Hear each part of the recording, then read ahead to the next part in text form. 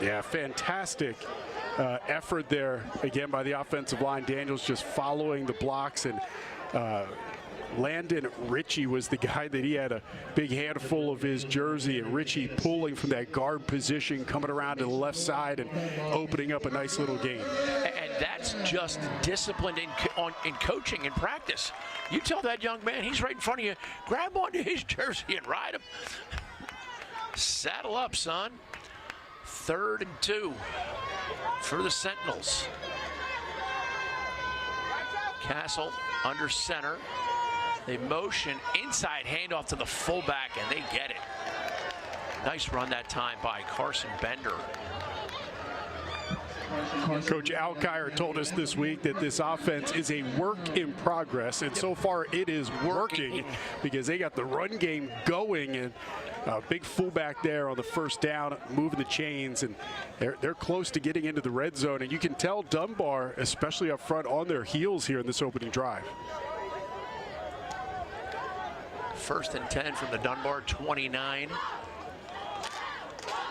3 men in motion. Daniels the only setback, and there's the pitch. Toss sweep, student body right, and Dunbar's student body came with him. A host of tacklers. Yeah, first time that we have seen in this ball game that Dunbar has got a nice push up front, and it was, as you said, a host of guys, 3 or 4 guys. They got there in a hurry, and credit Tyler Hicks, the big nose guard, number 53, that really shot through the gap and destroyed that play for the Poets. And that linebacker, number 4, Eli Turpin, he's doing such a nice job plugging the middle when he has the chance. Sometimes he slips into that defensive tackle position, but he is definitely mobile. And keep your eyes out for Ronald Evans, number 7, the senior cornerback. And here's the first pass of the game, and it's not gonna be. Oh, what could have been. And that is a sack, you very much. And the sack that time by number 19, Eugene Cummings.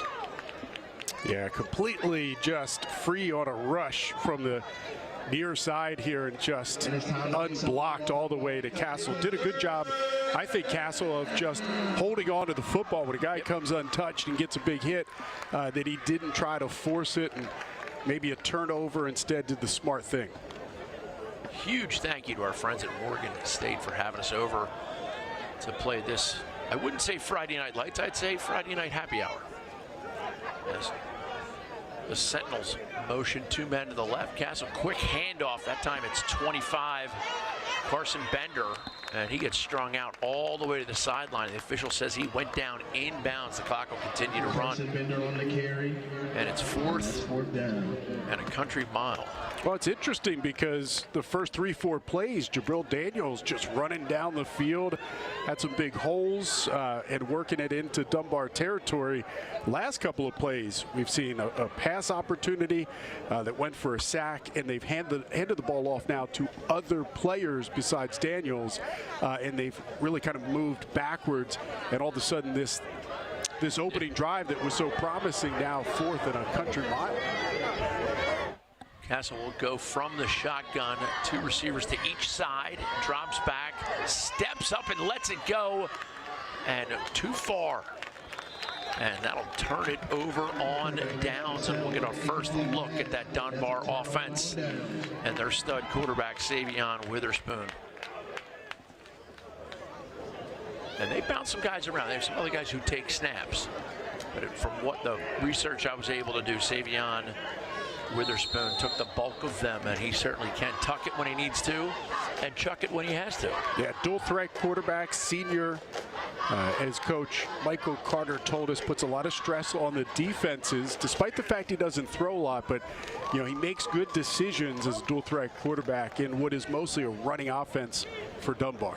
Cole Floyd to the left side, hurdles a would-be tackler, and he gains 8 on the first play from scrimmage. Cole Floyd, again, an impressive guy to watch on tape. Yeah, Floyd here to the near side. He had a $157 last week, averaged 6.5 yards a carry. As we see a flag on the field, it'll come back. It's our first penalty today. And they're going to back him up. Both the programs booked coming off wins in their opening week. Dunbar, it was a close game against Stonebridge, a 14-8 win, and Fort Hill had a runaway victory in their opener against Northern, 42-7. But this is the second game for both programs, and so both programs getting to work out a little bit, work the kinks out in the opener. Witherspoon handles the snap and look deep down the middle of the field, has a man and completes it. What a fabulous throw and catch. Gregory Cooper, the junior wide receiver, beating the defense on a post pattern. And head coach Michael Carter told us this week, even though we're running offense, he said, keep an eye on Cooper. We feel like we can get him open and maybe break the defense, and he did there. He did. He said Cooper and Johnson are two receivers that in a running offense, they do provide a little bit of a spark, and they certainly did there. Which is always tough, because as a wide receiver, you're asked to block a lot in a run offense, and then all of a sudden you get that one opportunity, you want to make the most of it. What a catch. Great concentration for Cooper to haul that one in. Well defended, for sure, by Fort Hill. As we had a momentary lapse of reason there, now we're back out of the huddle. Witherspoon, he can accelerate like a Porsche. Oh, he's going deep down the right sideline, has a man that he, oh, just so close, can almost smell him. Off the fingertips. Yeah, looking for Brian Collins, who's tight end for the Poets. We just talked about, you got to take advantage of the opportunities when you do get open and right through the hands there. That could have been another big play for the Poets.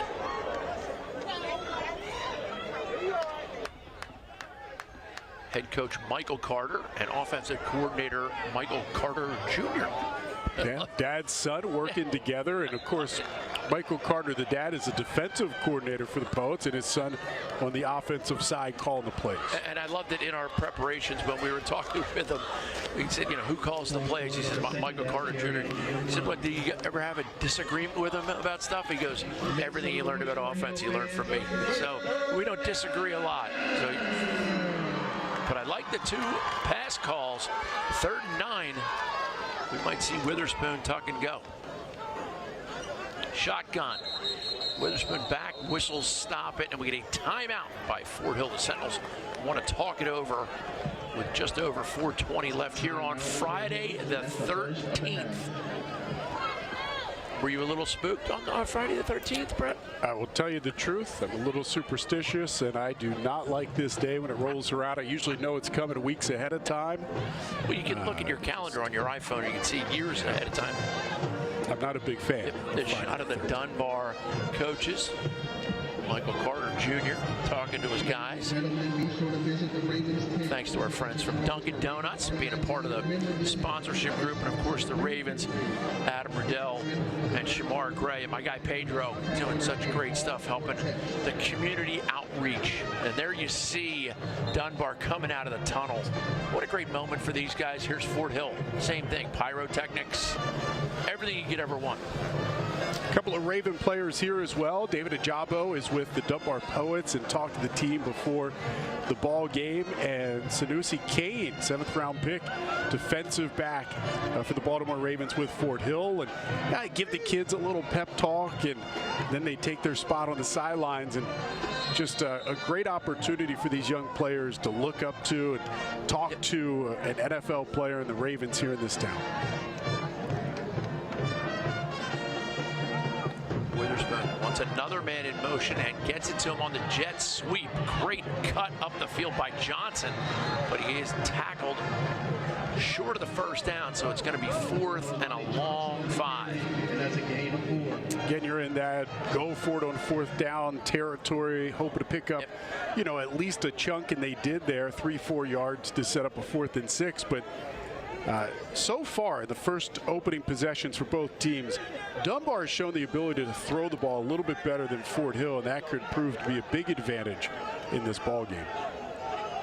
Fort Hill had a great drive to start the game, but just stalled out once they got to the Dunbar 29. Here's Witherspoon back on 4th down. Shakes to his left and now gets hit, but escapes and now throws and just too low. What an athletic play by Witherspoon to escape the would-be tackler. But that'll turn it over again on downs. He was looking for Cooper. If he caught it, still would have been short of a first down, and he was already on the ground, so it would have been a dead ball right there. So good to extend it, but you got to have the presence to throw it at least to the first down marker. Turnover on down, so it's like a heavyweight fight, Booker, that both teams kind of came out with a big haymaker on the first drive. They both had big plays in their opening drives, but both drives stalling out. So kind of a feeling out period here in the first quarter. I think both defenses were just doing a little rope-a-dope to start off. Let them get some yards, let them feel confident, then shut them down on downs. Here's Daniels, gain of absolutely nothing, maybe a loss of half a yard. And this Dunbar defensive line is finding a way to get in and disrupt things.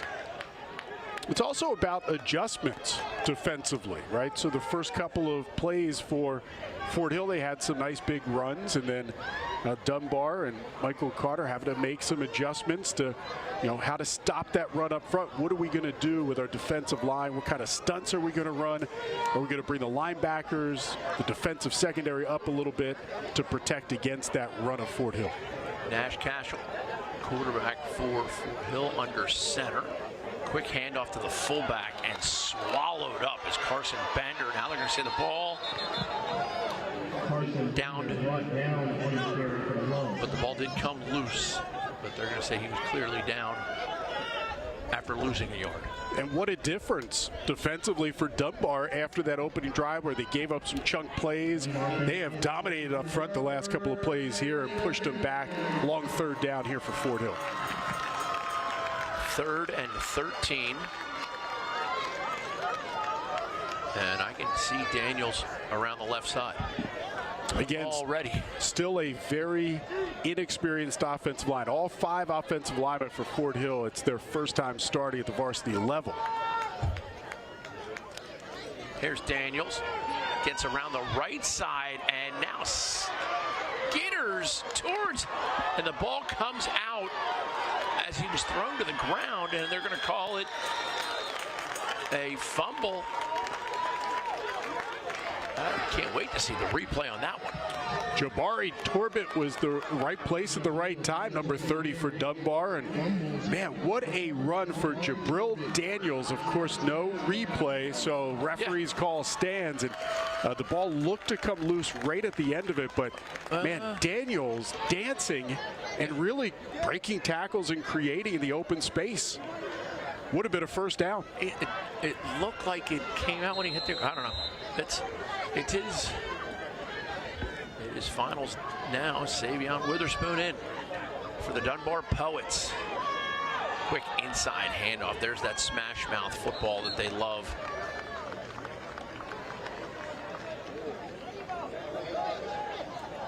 A gain of about 3.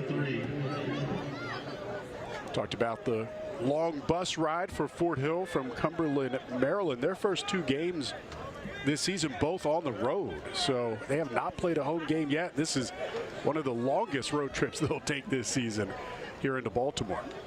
Less than a minute and a half here in the first quarter, 2nd and 8.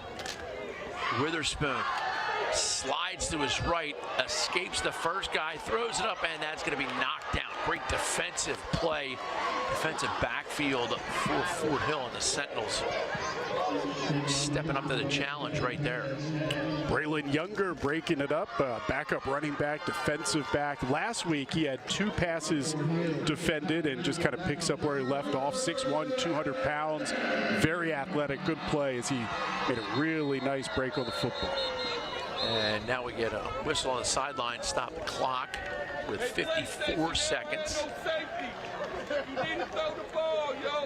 It's a beautiful place, Morgan State, the stadium. We got the fan of vision up. Crowd starting to fill in all around us as the construction kind of was filling in around us on our way in. Yeah, a lot of improvements here on campus. Beautiful campus at Morgan State. Yeah, terrific stadium. Of course, you have the track going around the football field. They have a great track and field program here for the Bears. Boy, over the years, Morgan has had some really good football teams. Great place to watch a game. By the way, talk about two dominant programs. Between these two teams, they have 23 state titles. Both teams three-time defending state champions. Fort Hill has won the 1A state title 3 straight times. Dunbar has won the new 2A 1A state titles 3 straight times. But I mean, these two are no stranger to postseason football, making a run. Postseason success. To that championship. They don't have no safeties, PlayStation. 3rd and 8. Late first quarter. Booker Corrigan, Brent Harris with you. Witherspoon takes the snap, and he's going down the sideline and completes it. And a broken tackle, and now we're in the open field. And he's going to go all the way. You can't stop him. You can only hope to contain him. And the touchdown by Dunbar's number 10, Jalen Gauss. Yeah, what a job. Gauss just making a pivot move, broke a tackle, and then it was just clear sailing. Nice throw as well by Witherspoon on time and to the house. Yards after catch, about 41 of them. And Dunbar, shockingly, going for 2. Asked Coach Carter, who's your kicker? He said, we don't have one. We go for 2. So we'll see if that's a blessing or a curse.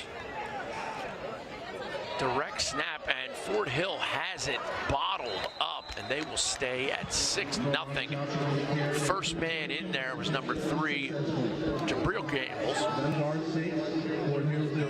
Jabril Daniels doing a nice job of breaking through that line. And no luck for Dunbar. Here's a replay of it. You see the catch and run.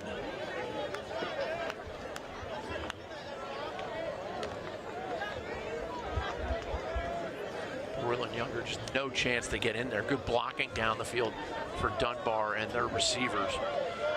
Well, you can see the spread offense for Dunbar giving Fort Hill a lot of trouble. And early in the game, Dunbar really did a great job establishing the run. But then, boy, when they started to throw the football, they found some seams and open receivers. And right there, one-on-one on the outside.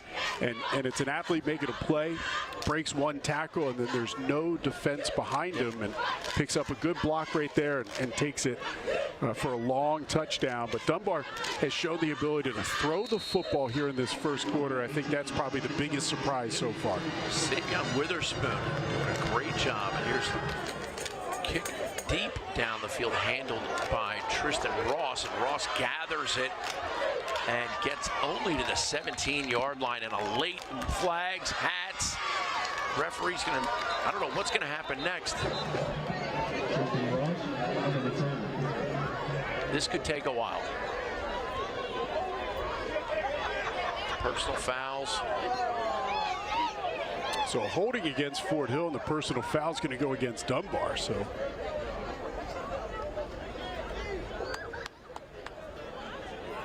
and there's the signals. He still hadn't put his hat back on. And it's funny because it's 80 degrees, which for someone from Sarasota feels very calm and nice. Both teams went and found shade about 10 minutes before kickoff. It's warm on the field for sure. Yeah.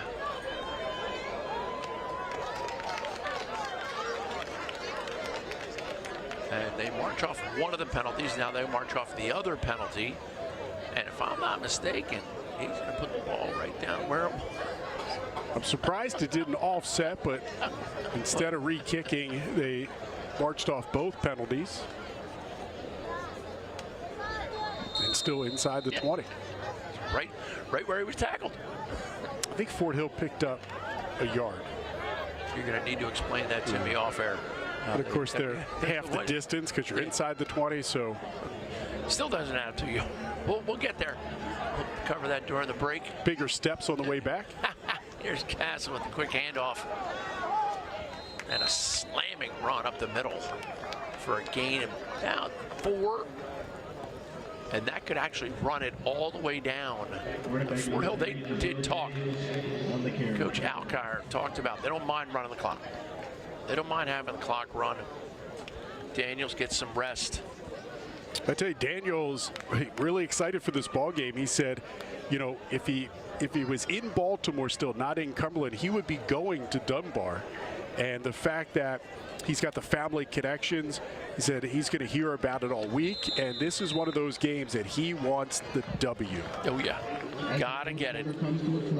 Dunbar's up 6-0. Ravens rise. High school football showdown. Great chance to thank all our brave servicemen and women and first responders for all they do for us, and all our great school teachers who sometimes are on the front lines, to be quite honest with you, as a retired school teacher. We are at Morgan State on a beautiful night. Or visit BaltimoreRavens.com/showdown. Tap into the sports market with Corrigan Sports Enterprises. CSE has put on hundreds of events throughout its history, and we possess the tools to give your company exposure in the sports industry. CSE has decades of experience helping great companies like Care First, Pandora, New Balance, and Toyota to put their best foot forward in the marketing space, as well as provide spectacular event management. Bring your dreams from conception to fruition at CorriganSports.com.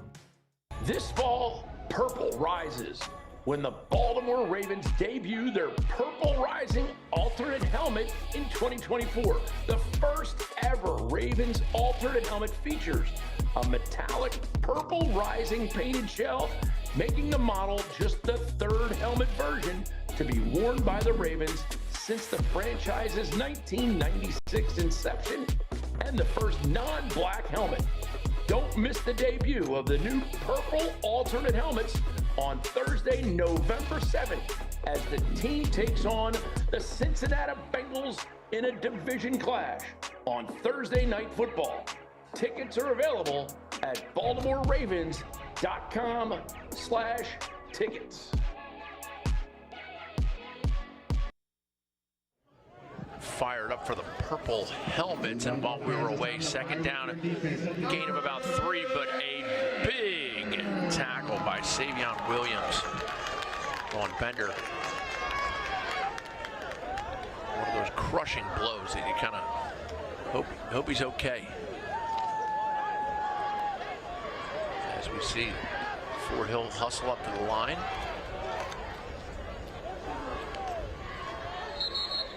And whistles before, and Fort Hill's going to take another timeout. This is an important third down for him, so it's not a bad time to take a TO. Make sure you have the right play with the right people in the right place. I don't think Tyler Hart has introduced himself to Jabril Daniels. They're cousins. But on that play, as it was whistled dead, the two ended up face to face. I think maybe they made plans for the weekend. Yeah. Maybe they're going to hang out, but I'm still waiting for that first collision between those two. You know, bragging rights are on the line. We also mentioned that Jabril Daniels' uncle is Sharon Bond, who is the wide receiver coach for Dunbar. By the way, what a job he's done in the pass game, and what the wide receivers have done for the Poets so far in this ball game. We should also say we just shot there of Michael Carter in his second year, but he was the interim head coach last year as the Poets went on to an undefeated season, a state title. It was a tumultuous start to the year. He took over as the interim head coach and really settled things down for the Poets. And man, what an historic run that they had, third straight state title for Dunbar. And here is the third down play. Castle rolls right, lobs it off to the side, just out of the reach of Bender, and that's going to bring up fourth down. And here comes the punt unit. And he had Bender open there in the flat, and it right at the first down marker. Missing Carson Bender on the third down. And just it floated a little too much air. He's got some touch.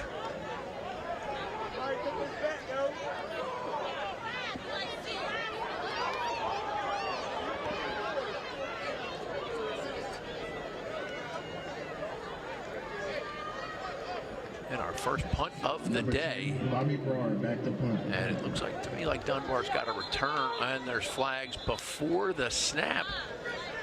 Well, if this is against Dunbar, it'll be very close to a first down. It was a false start. It would, yeah. It's against Fort Hill. A false start. Into punt number 10, Bobby Brower. Just a sophomore.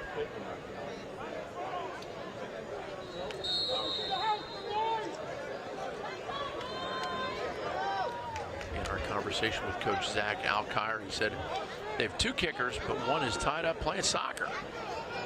Won't be able to make it today. I'll tell you, that is one of the great things that they've done in Maryland for high school sports is allowing the kids now to play multiple sports in the same season. Something they didn't do before. You will see a lot of kids, whether it's golf or soccer to football, have a second sport. You know, the opportunity, I think, is fantastic for the kids and was the right thing for, I think, the state of Maryland to do. It's really cool to see.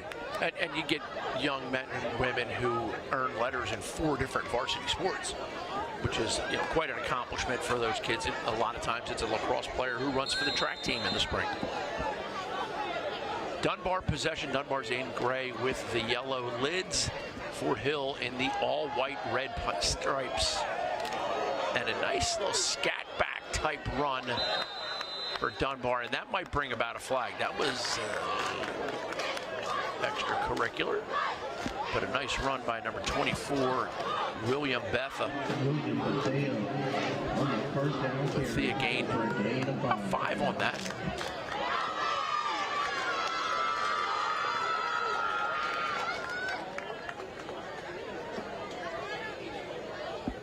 Last week, Dunbar, 271 total yards, 221 of those on the ground. It kind of tells you, you know, run first, but they have used the run so far in this ballgame to set up the pass. Which handles the high snap, and the Fort Hill defense handles the ball carrier. That time was Bethea again. Trying to just make something happen, but stacked up. 3rd and 5. I had to put an exclamation point on that.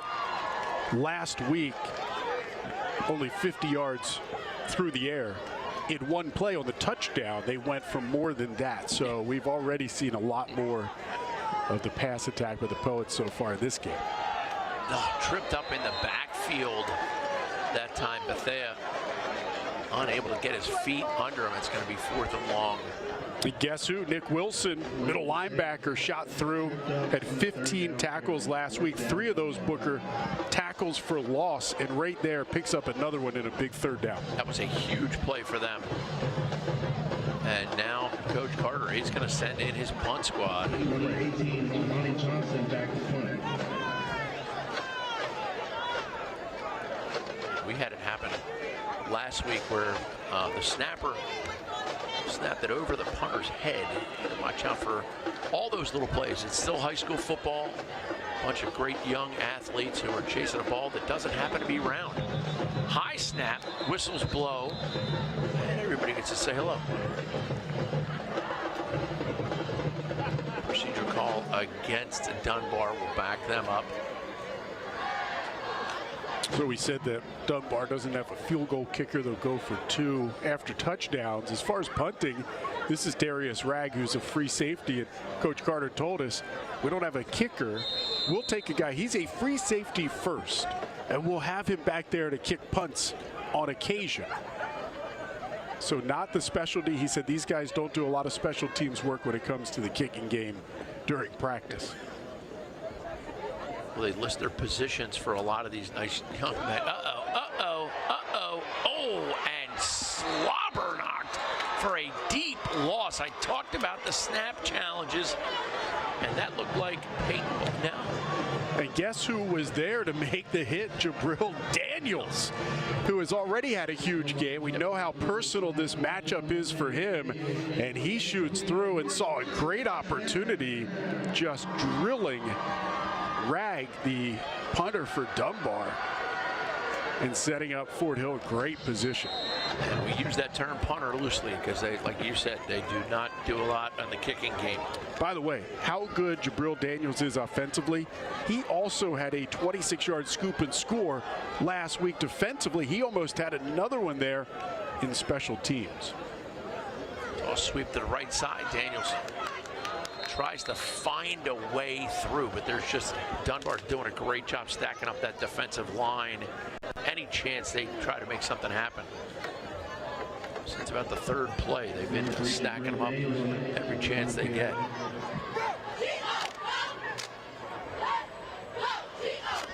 Dunbar ranked 11th in the last Baltimore Sun poll and Fort Hill 14th.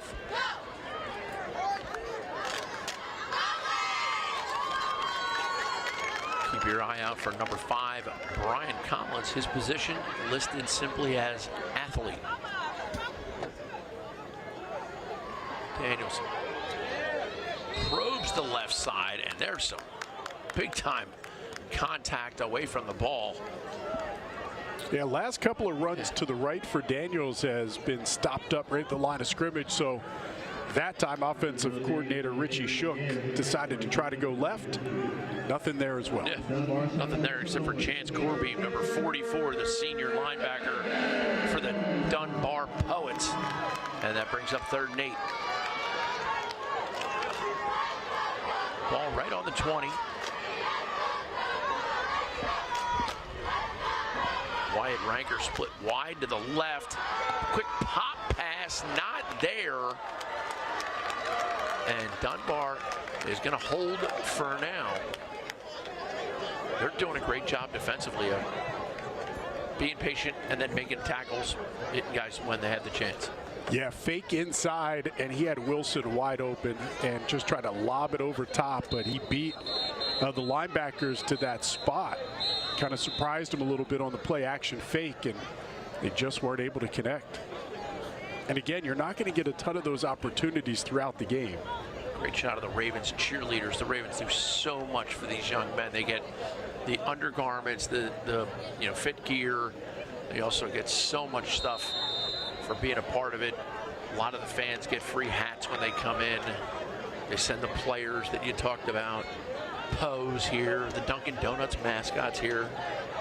I did swing through Dunkin' on my way to the stadium, but it was not free. I tried to throw your name around book. I said, come on, we're doing a game. You guys are sponsoring the game. They said, nope, you got to pay. Oh, Castle with a man open. Great read by him, and he's in for the score. Touchdown, Sentinels.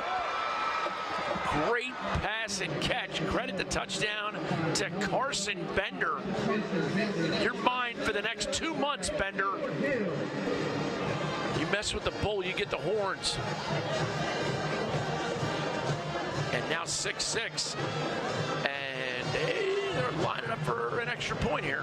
Just a wheel route coming out of the backfield for Bender, wide open. Nobody picked him up, and then it was a sprint the final 10 yards, and he beat him to the pylon. Bender, who had a touchdown catch last week, picks up his 2nd touchdown of the season there on that play. Closest man to him was his teammate, number 22, Nick Willison. And the kick is up and good.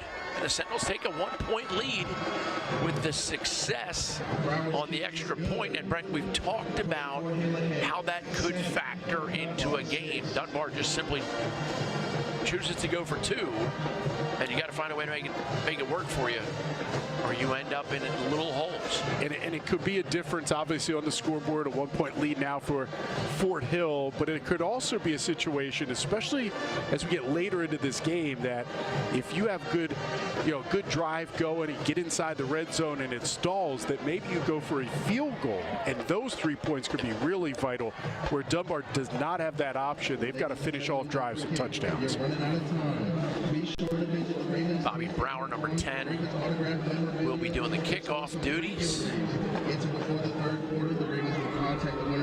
Dunbar set for the full return. Robbie Bauer batting kick. A wealth of athletes as we get a good look at Brower.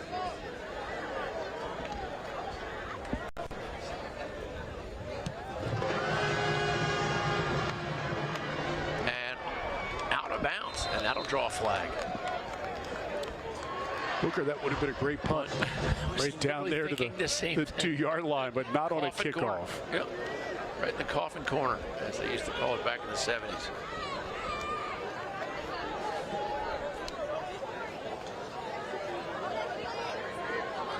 It's a nice little part of Baltimore. Nothing but trees, beautiful stadium, Oregon State hospitality, everybody doing their jobs. Huge thank you to our executive producer, Ryan Corrigan, and his boss, Blake Hambone, as Dunbar comes out for 1st and 10 from their own 35. Savion Witherspoon, number 1, the quarterback. Shotgun, jet sweep to the right. And great pursuit by Fort Hill's number 22, Nick Willison. Yeah, Wilson, the middle linebacker, senior, 5'11", 190, but he packs a punch, and boy, he just streaks across and takes a great angle to make that tackle right near the line of scrimmage. Fires through the line and makes something happen. And now 2nd and 9.5. 2 receivers to each side for Witherspoon. Quarterback for Dunbar. Back to pass. He's going deep down the left side. Has a man and pass and catch. Touch it down. Pockets full of cheese, but smelling like Febreze. That is beautiful by Numari Johnson on the catch. And who would have thought we'd have more passing yards than running yards for Dunbar so far in the game? And all 3 touchdowns in this ballgame have been on big-time pass plays, and this one was wide open. Just Johnson getting behind the defense. He beat a double team and then just strides into the end zone. Great find by Witherspoon on the pitch and catch. Making it look easy. You know, Coach Carter told us, keep an eye on these wide receivers, and they've made some plays, especially Cooper and Johnson in this ball game.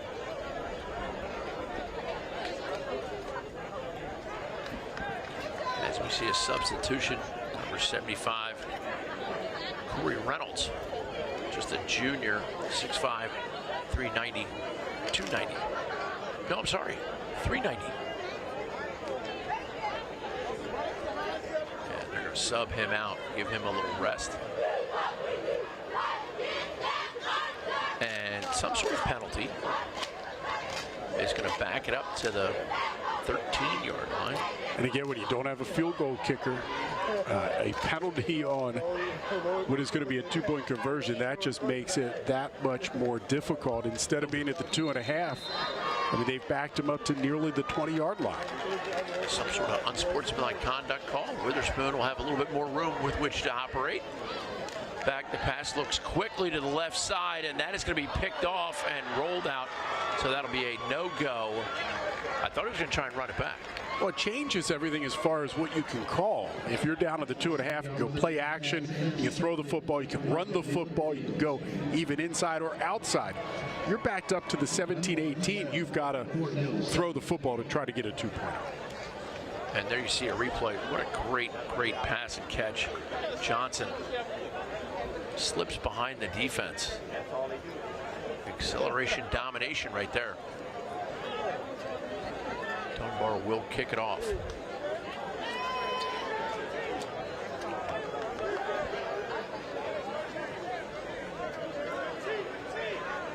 Fort Hill getting some last-minute instructions here on their kick return.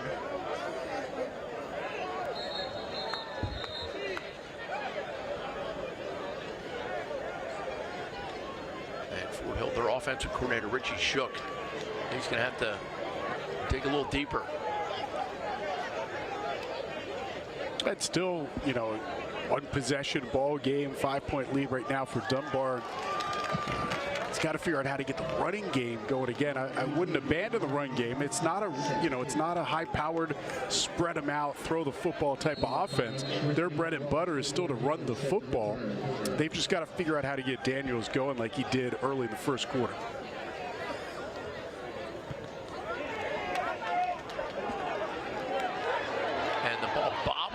Initially, and then returned all the way out to the 26. So Fort Hill, fairly decent field position to start their drive. 5:53 to go here in the half.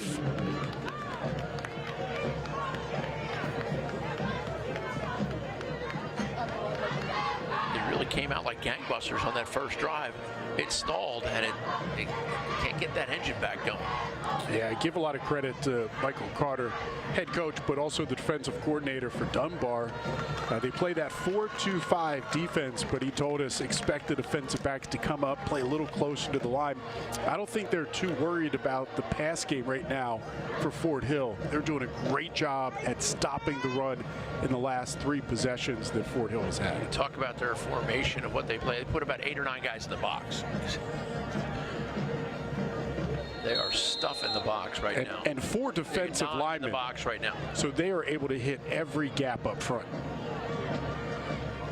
Really making things tough on Castle, the quarterback for Fort Hill. And the fullback's having a tough time because, like you just said, Brent, they have every gap covered.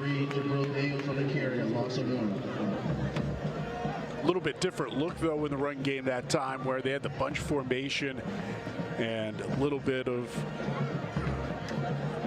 change of direction. Almost looked like the option, and Daniels nowhere to go. Second and 10. Dunbar with 9 guys in the box again. And this time Daniels looked like he was running downhill a little bit right there. Great power run by him. That'll bring up 3rd and short. Yeah, he is a physical, hard runner. Jabril Daniels, a senior running back.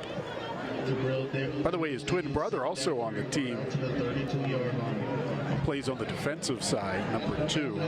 But he has great vision. Jabril just is one of those backs that kind of sees the hole early and is able to find the openings when it doesn't look like there's very much there. John Mill and John Brill Daniels. And this is Daniels again up the middle for the first down. Much needed right there as we're now under the 4.5-minute mark here in the half. I'm not sure if Fort Hill has 1 timeout or none left. It says on the scoreboard they have none.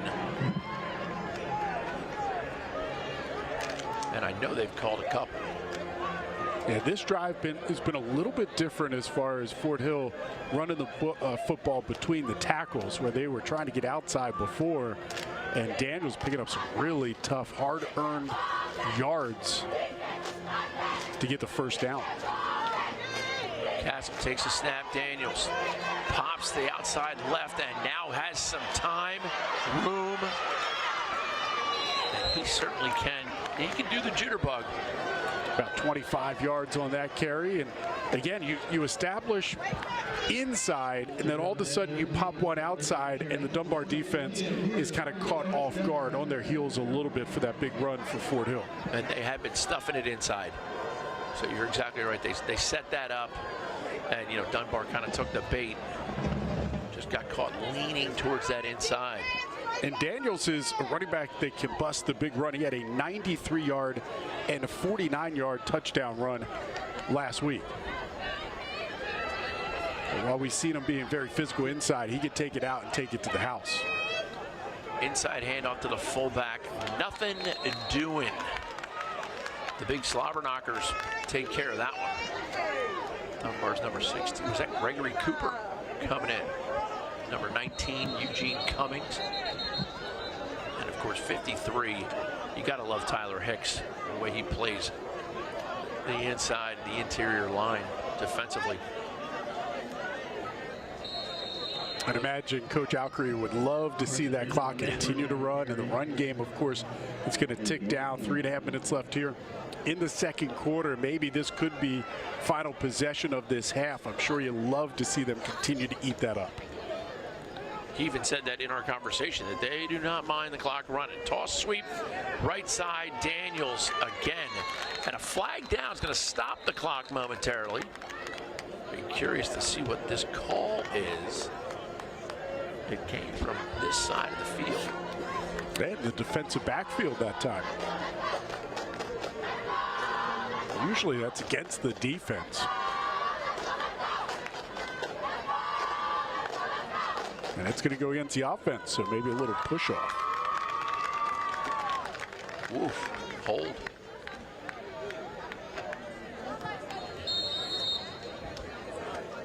You never like to see that, a wide receiver downfield when you're running a play inside. A-gap. Yeah.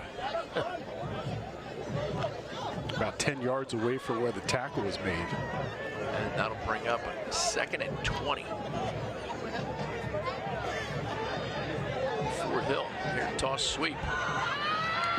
And that is number 5, Tristan Ross. Just a junior. Get a little yardage back. Number 5, Tristan Ross on the carry and a gain of 8. And they're clearly in 4 down. And that's a big 8 yards. And it sets up 3rd and about 11 or 12. But as you mentioned, 4 down territory, if you pick up another 4 or 5 here, then you're in a manageable position to pick up a first.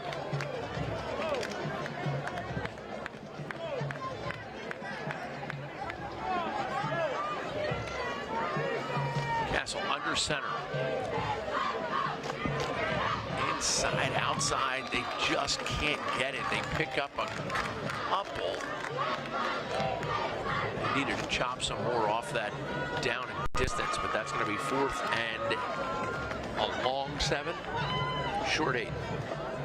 Clock continues to run. I'm surprised that Dunbar it does not use a timeout here, because if you stop them, you have plenty of time to try to go down and get another score before halftime. And they've got 3 timeouts left. 1:50 on the clock. Sweep to the outside, and he is going to get the first down. Power run by Tristan Ross. And that is going to move the chains. And now we know why Dunbar didn't call timeout. Ross 5'11", 166. And that is a big first down. Of course, Fort Hill doesn't have any more timeouts left. They did go out of bounds to stop the clock on that play, but that could come back to hurt them here as we're inside 2 minutes. And there you see running with aggression. Braylon Younger, number 1, split wide left. As Castle from the shotgun, inside handoff. Daniels bounces it to the outside, puts his shoulder into a man, and then gets brought down after a 9.5-yard gain. Daniels and Tyree Anderson exchanging some pleasantries. They had delivered the hit on Lyda Anthony, and always like to see that physical running out of your running back there. At that time, they ran right into the Dunbar defensive line. And they're going, hurry up. Dunbar subbing some guys late as the clock is now winked inside the 1-minute mark here in the first half. 50 seconds to go. Castle back to pass. Throws it. Oh, and it's a pick 6. They're not even chasing him. He could walk it in. Wow, what a turn of events. And that is a tremendous play for number 30, Jabari Torbett, the junior. He's done his work stopping the run.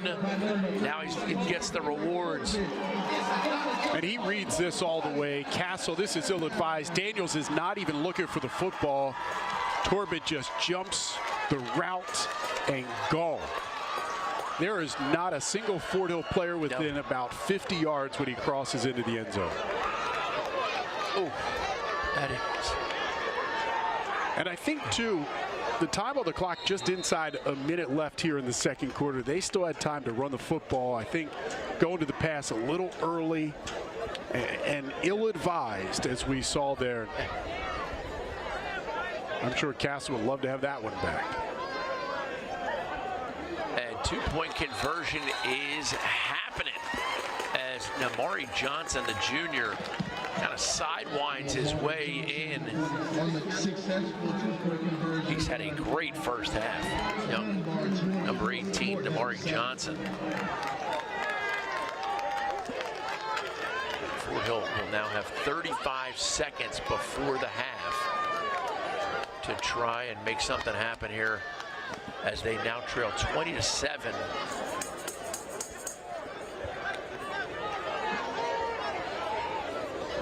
All the momentum just swung there in the last 30 seconds. Yes. You know, Fort Hill a chance to go in, take the lead into halftime, really eating up clock. Nice long drive. They were running the ball great. Converted a big 4th down. And then you go to the pass play, and boy, it comes back to bite you. Oh, yeah.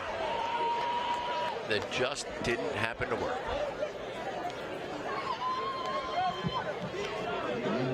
Ravens Rise High School Football Showdown coming to you from Morgan State. Booker Corrigan, Brent Harris bringing you the call. Fort Hill now trails 20-7, and like you said, they were barking at maybe having the lead at halftime. Squib kick down the middle, bounds and pinballs around a little bit. And Bender, he's now going to have a chance, and he cuts it up the inside and gets tackled right at midfield. Great athletic movements right there. That was Chase Lamb. Mari Johnson just saved a touchdown because as Bender cut it back, he would have been gone. You see Johnson giving the no Mutombo finger, but I tell you what, it was by a finger that he barely got that tackle at midfield. Boy, that would have been a way to go into halftime for Fort Hill, but great defensive play by Johnson, who already has a touchdown catch and a saving touchdown tackle. And Dunbar's going to take a timeout, make sure they have their defense set. They have plenty of them remaining. I don't think they're taking a timeout to get the ball back. They're just taking a timeout to say, listen, guys, let's make sure. I think it's interesting, too, because 27 seconds left here in the second quarter. And if Dunbar decides to play a little bit looser here defensively and protect against maybe a pass play, sure, I don't think Fort Hill's going to throw the football. I think that's an advantage to Fort Hill where they can run the football with Daniels and maybe get a big play. The Baltimore Ravens Coach of the Week presented by the Baltimore Sun. Week 1, Anthony Burgos from Franklin High School. Make sure you check that website out at the bottom, BaltimoreRavens.com/fan/rise/Coach of the Week. A great program over at Franklin High School. We've had them on our Ravens Rise Game of the Week before. And there's that run you were talking about. Daniels bounces it, flag comes in, and Daniels then gets tripped up. He lost a bunch of yards. But talk about a young man who is just dying to make something happen. He's doing everything in his power. And honestly, at that point, he's being trailed by, what, 5, 6 poets. At that point, you don't want to lose a lot of yardage, but here we are with just, seconds left in the half. He was trying to make something happen. Nice tackle by Eli Turpin. But the fact he's still on the turf, that's the bigger issue right now. And he's holding his, looks like his ankle area. It's about where the tackle happened. So you cannot afford to lose Jabril Daniels in this ballgame. And he's going to make his way under his own power to the sidelines. Yeah, Eli Turpin, who made the tackle, nose tackle for the Poets, has a nose for the football. He had a fumble recovery last week to go along with 6 tackles. 6'10", 230.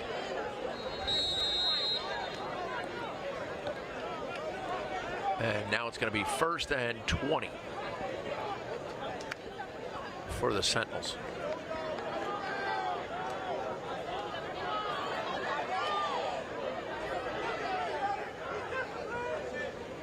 Bender around the right side gains all the penalty yards back, but that's going to do it for the first half. Clock runs out. 20-7 your score. We are at Morgan State. Great night for football. We got a great halftime segment for you. Don't go anywhere. And we got the Fort Hill Band ready to go. Ravens Rise High School Football Showdown. On Wednesday, September 4th, girls flag high school football will kick off across Maryland. The Ravens and Under Armour sponsored initiative will launch in a coordinated first day of play for various counties and schools. Each of the 53 participant teams from Baltimore City, Frederick, Montgomery, and Washington counties will all be in action throughout the day. Ravens Entertainment will join the newest girls flag high school athletes, their coaches, and community in a celebration of the initiative as the beginning of the 8-week season kicks off. This letter is for you. From what I hear, you're supposed to be the next Tom Brady. You're not the next Tom Brady. You're the next you. Compare yourself to nobody but the kid in the mirror. The one who knows that who you are today is just a piece of who you're going to become. Sincerely, Tom. You wrote this. Yeah. Tap into the sports market with Corgan Sports Enterprises. CSE has put on hundreds of events throughout its history, and we possess the tools to give your company exposure in the sports industry. CSE has decades of experience helping great companies like Care First, Pandora, New Balance, and Toyota to put their best foot forward in the marketing space, as well as provide spectacular event management. Bring your dreams from conception to fruition at CorriganSports.com. Each day, if we're so lucky, we rise. We rise because there's a fire that burns inside of us. We rise because we have no choice. It's what you do in this city. You get up. You claw back. You rise. We know where we want to go, and last year we saw the way. It's time to rise. It's time to conquer. Join us.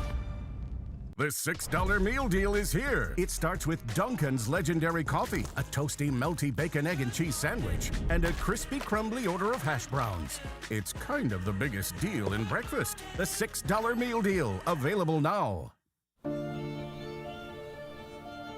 A bit of a somber day here as the Ravens are honoring Jacoby Jones. Ravens offensive line coach Joe DeAlessandris passed away at the age of 70 after an acute illness.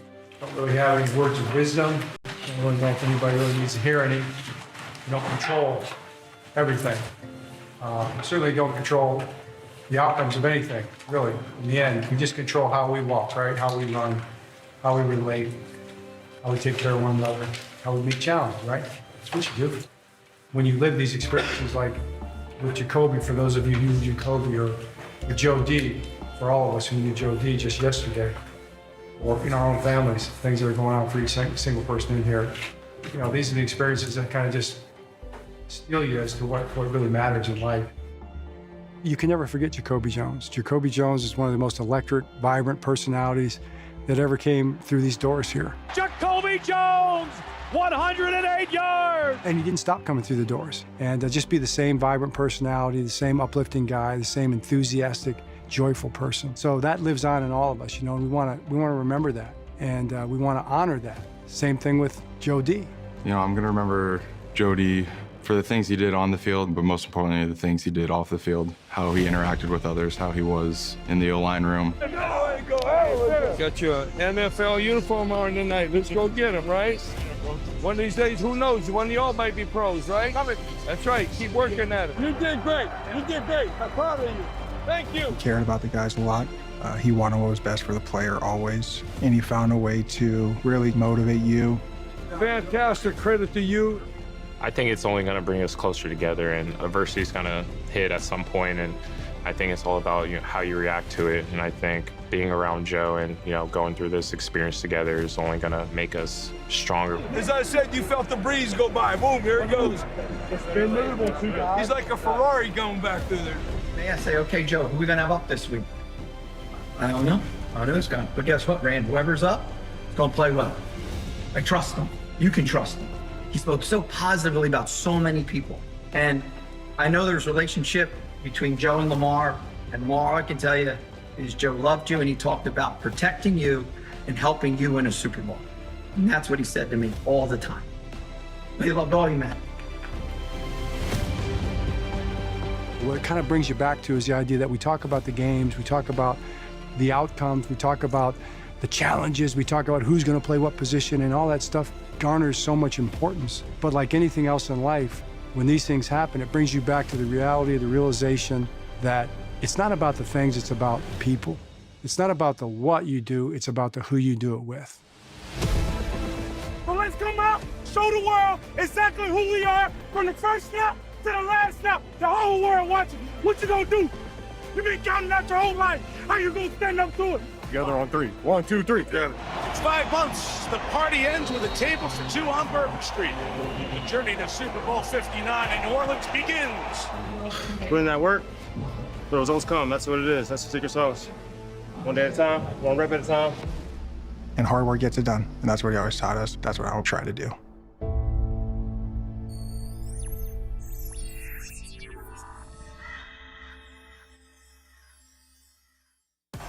For more than 25 years, the Ravens flock has rocked the bank, leading to an atmosphere that rivals any sports venue in the world. And last season, the NFL took notice. Baltimore is the most underrated environment in the entire NFL. I have never seen an environment like the bank. Now, to ensure that it stays that way, the next evolution of M&T Bank Stadium has begun. Learn more at BaltimoreRavens.com/renovations.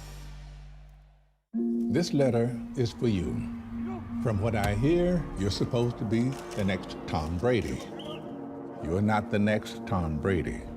You're the next you. Compare yourself to nobody but the kid in the mirror.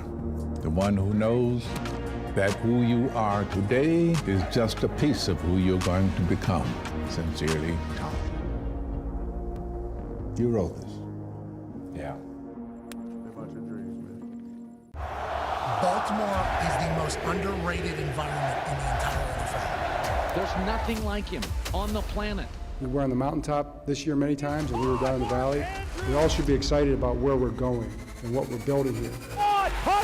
Derrick Henry, the king is on his way. Let's go. We are thrilled to announce that we've extended Justin Madubuike. 1, 2, 3. This fall, purple rises when the Baltimore Ravens debut their Purple Rising alternate helmet in 2024. The first ever Ravens alternate helmet features a metallic purple rising painted shell, making the model just the third helmet version to be worn by the Ravens since the franchise's 1996 inception, and the first non-black helmet. Don't miss the debut of the new purple alternate helmets on Thursday, November 7th, as the team takes on the Cincinnati Bengals in a division clash on Thursday Night Football. Tickets are available at BaltimoreRavens.com/tickets. 16 playoff victories, 2 coveted trophies, legions of devoted fans. And for 18 years, the Baltimore Ravens have chosen MedStar Health for their medical care. For generations, people across the region have trusted MedStar Health. We're proud to provide the same quality care to the Ravens and their fans, because there's power in trust. MedStar Health, it's how we treat people.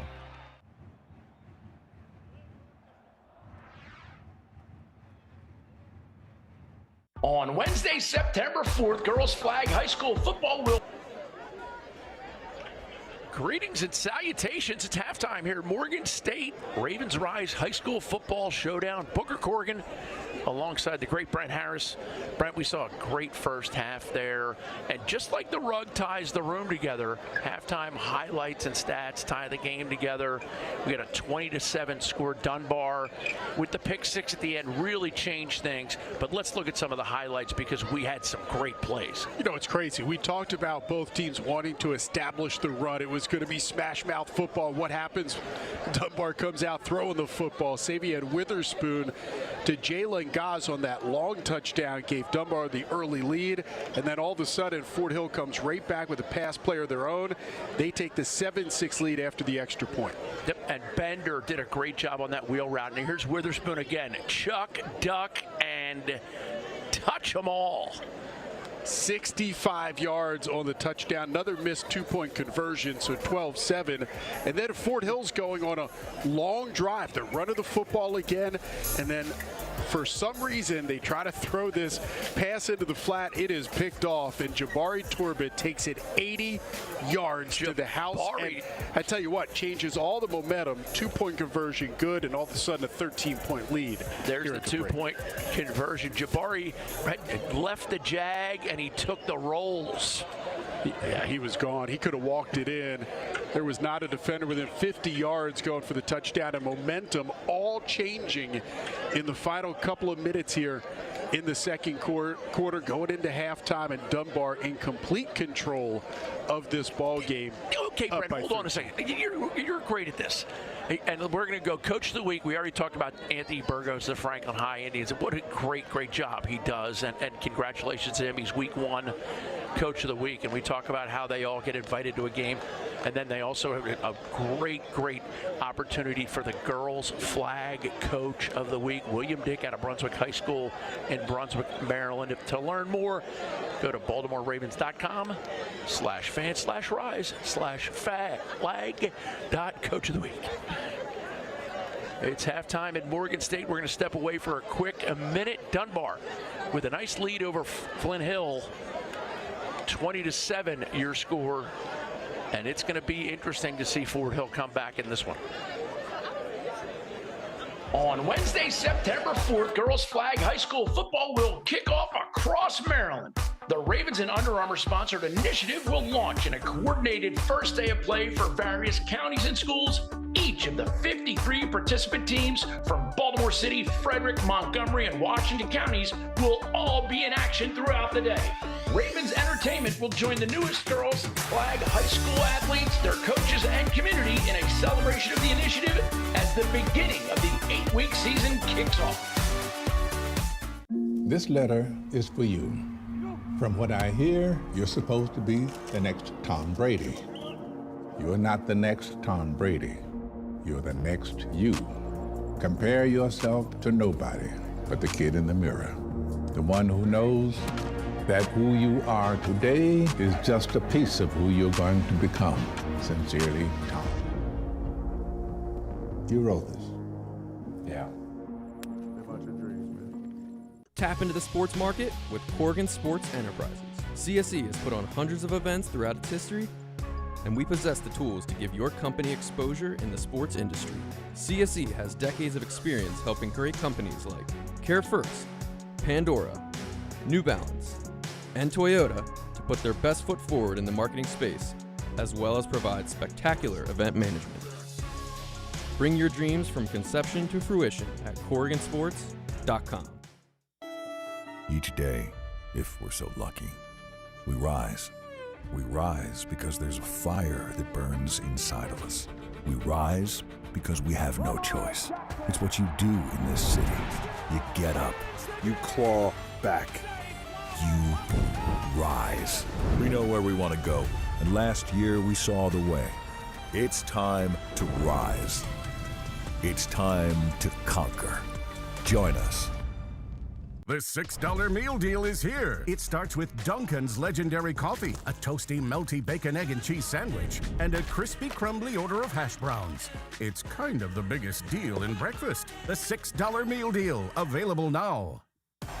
For more than 25 years, the Ravens flock has rocked the bank, leading to an atmosphere that rivals any sports venue in the world. And last season, the NFL took notice. Baltimore is the most underrated environment in the entire NFL. I have never seen an environment like the bank. Now, to ensure that it stays that way, the next evolution of M&T Bank Stadium has begun. Learn more at BaltimoreRavens.com/renovations.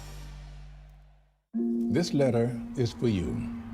From what I hear, you're supposed to be the next Tom Brady.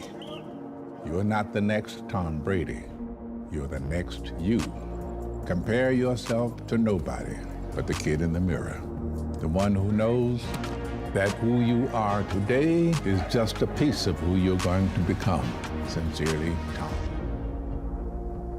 You wrote this. Yeah. Baltimore is the most underrated environment in the entire NFL. There's nothing like him on the planet. We were on the mountaintop this year many times, and we were down in the valley. We all should be excited about where we're going and what we're building here. Derrick Henry, the king is on his way. Let's go. We are thrilled to announce that we've extended Justin Madubuike. 1, 2, 3.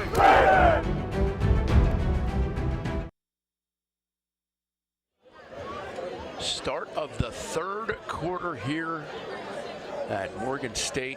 Dunbar 20-7 over Fort Hill. And Brent, let's argue for a little bit because you said Dunbar's got a commanding lead. Fort Hill was 30 seconds from taking the lead in the game. They throw a pick six. I think Fort Hill's got to come back in them. They just have to be able to get to the outside on those runs. Right, one play changed the momentum in this ball game in a big way. Fort Hill, because they're down a couple of scores now, they don't want to panic and start going to the pass because despite the fact they had a passing touchdown in the first half, they did not throw the ball great. They're a running football team. So if they stay with a run, maybe get a turnover, maybe get a couple of stops, you're right, they can be right back in it. But they've got to do it on the ground because that is their bread and butter. Do what you do best. Play to your strengths, and like you said, you can't get it all back on one play. But again, with two teams that do still like to run the football, it's going to run the clock, and it's going to shorten this second half a little bit and really put an emphasis on each possession, being able to get some points.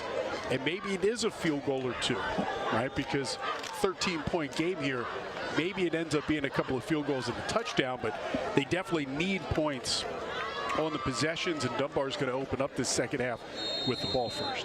Bobby Brower for Fort Hill will be kicking off deep to Cooper and Johnson. They kick it towards Johnson's side, and he's going to run over behind Cooper with a nice block at the 20. Gets around a little bit and gets it out to the 31-32.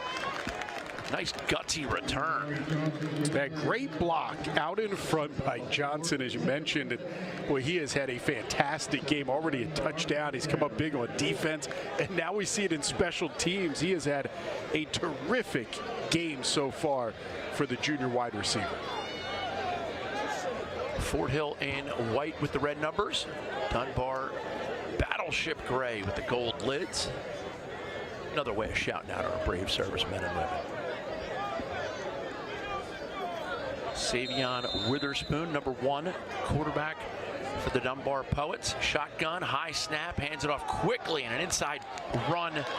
And that is just Cole Floyd doing what Cole Floyd does. That's interesting. We didn't see a lot of number 3 Cole Floyd in that first half because they didn't need them. They didn't need the running game as much, where they opened it up with the pass and spread out that Fort Hill defense. Floyd, who had 157 yards last week, more than capable of getting some big runs. A big run there to start the second half. 2nd and 2 for the Poets, as Fort Hill is now stuffing the box, and it works. Oh, no broken tackles there, although his forward progress was stopped, Brent. Yeah, it looked like he had him in the backfield, and Noah House meeting Floyd about 3 yards behind the line of scrimmage, and Floyd somehow stayed on his feet to try to get it all the way back to the line of scrimmage. Good effort from Floyd, but a great play inside by that Fort Hill defense. And a penalty on the play is going to back it up further. Great time to mention the Ravens do such a great job with this Ravens Rise initiative that they've, community outreach. Adam Riddell and Shamar Gray, absolute stars in this. Each program gets $2,500 through their athletic departments. They get this experience. They run through the tunnel with the pyrotechnics. It's a fabulous way to celebrate their programs. I thought it was interesting. Coach Alkery for Fort Hill said that they knew when they signed up for this game it was going to be kind of a big-time game because of the two programs. But he said he had no idea that it was going to be all of this. He said it is awesome having a game with Ravens Rise, and he just hoped that the kids were able to kind of keep their heads about themselves, stay focused because of the atmosphere when you have a Ravens Rise game and everything that goes with it. Witherspoon throws it inside of the post pattern, and a great catch, and yards after the catch again for the Poets. And that was the ever dangerous Gregory Cooper, number 16, on the catch.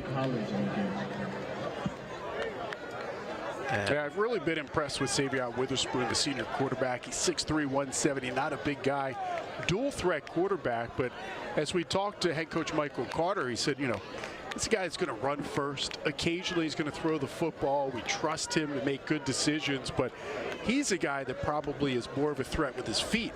Today it has been about his arm, and he has made some really good throws. Tight spiral in very tight coverage. He's been able to connect with his receivers today. Nice look at the Fort Hill folks who made it all the way from Cumberland. It's not a bad drive, right out there. Gorgeous. Deep Creek is right close to where Fort Hill is. And they played their game last week in Accident, Maryland. You've probably been through accidents. The small town right before you get to Deep Creek. I've been to Deep Creek once, and the injured Sentinel that time, Jamil Daniels, twin brother of Jabril Daniels. You know, it's interesting because both these programs have been so good. Talk about the 10 state titles for Fort Hill, 13 state titles for Dunbar. Head coach Michael Carter for the Poets was telling us it's hard to get games outside your conference because teams don't want to play you. Yep. And he said he felt blessed that Fort Hill wanted to come into Baltimore and play this game, considering their history and how good both programs have been. High snap and a great defensive play, but somehow they break the tackle, and Cole Floyd turns something out of nothing. Yeah, Turf Monster got him right around midfield because I thought Floyd was gone. Trips up on his own feet and falls forward right around that 45-yard line. Great run by Floyd here on the near side. Great blocking, too, by that big offensive line for Dunbar.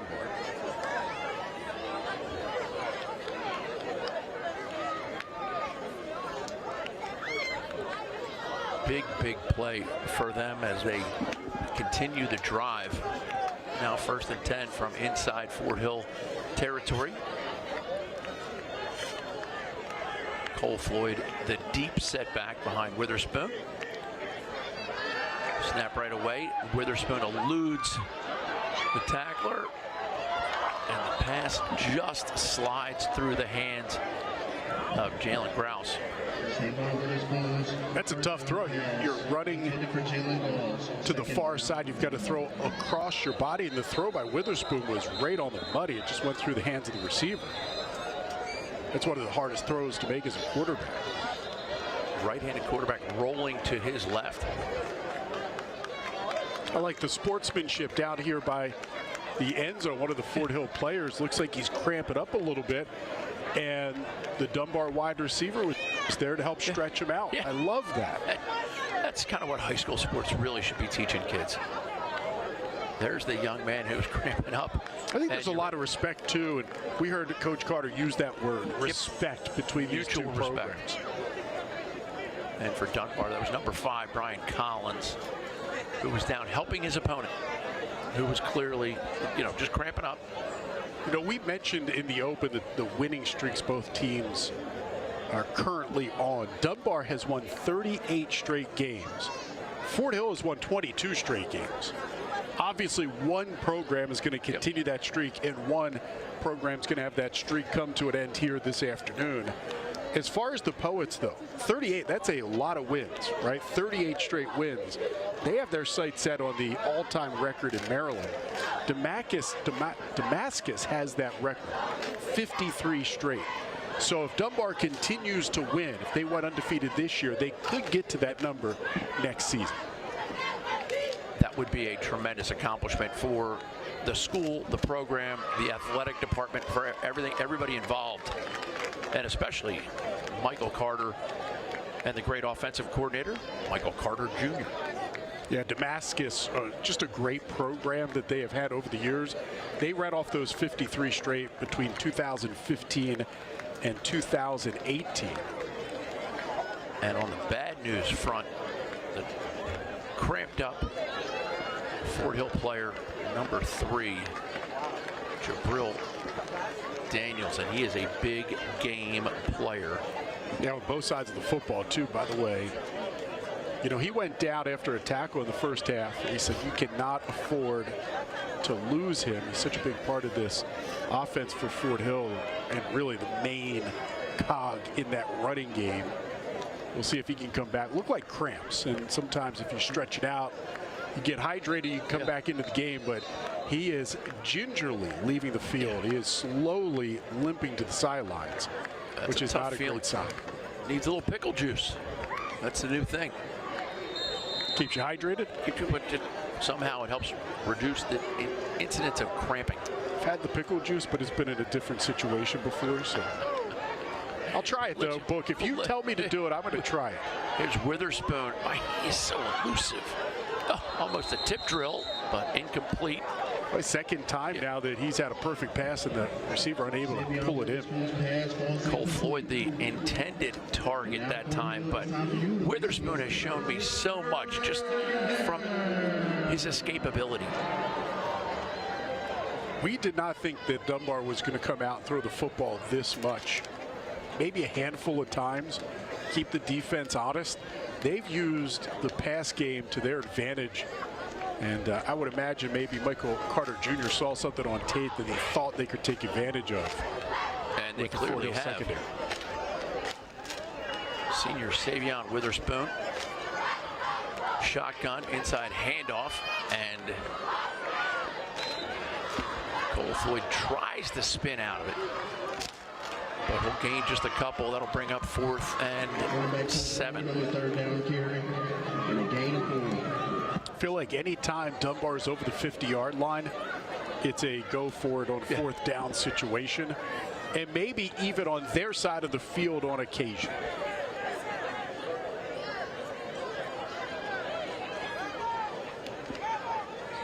Number 88, Jeremiah Babo, the 6'3", 225 defensive end for Fort Hill.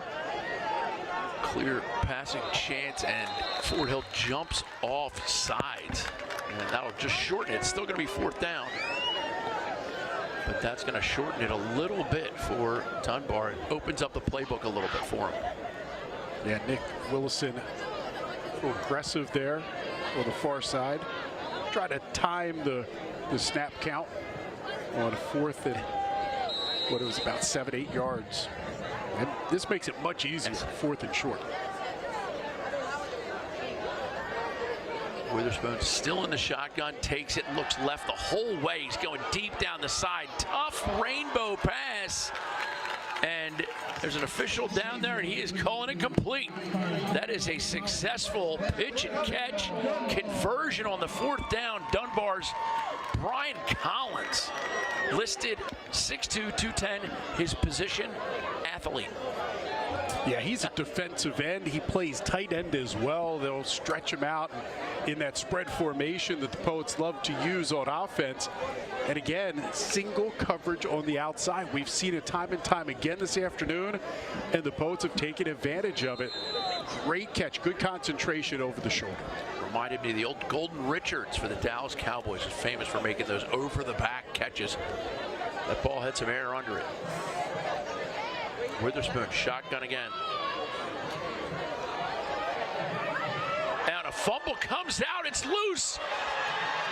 Gobbled up.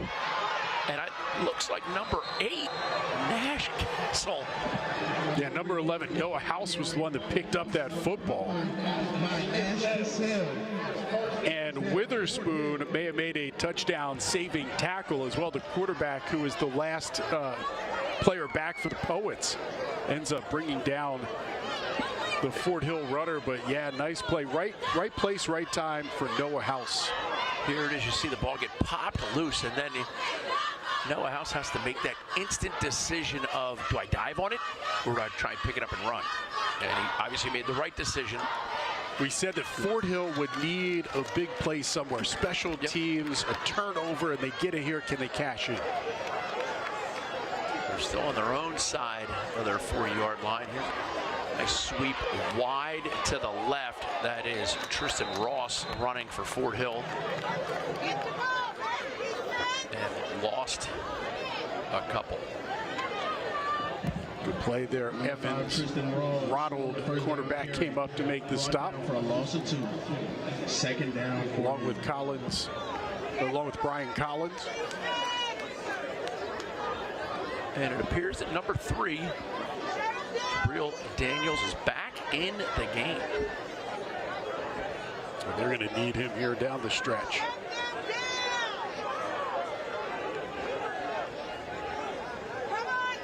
There is Daniels, and just runs as hard as he possibly can just to get back to the original line of scrimmage. Maybe gained an extra yard out of it.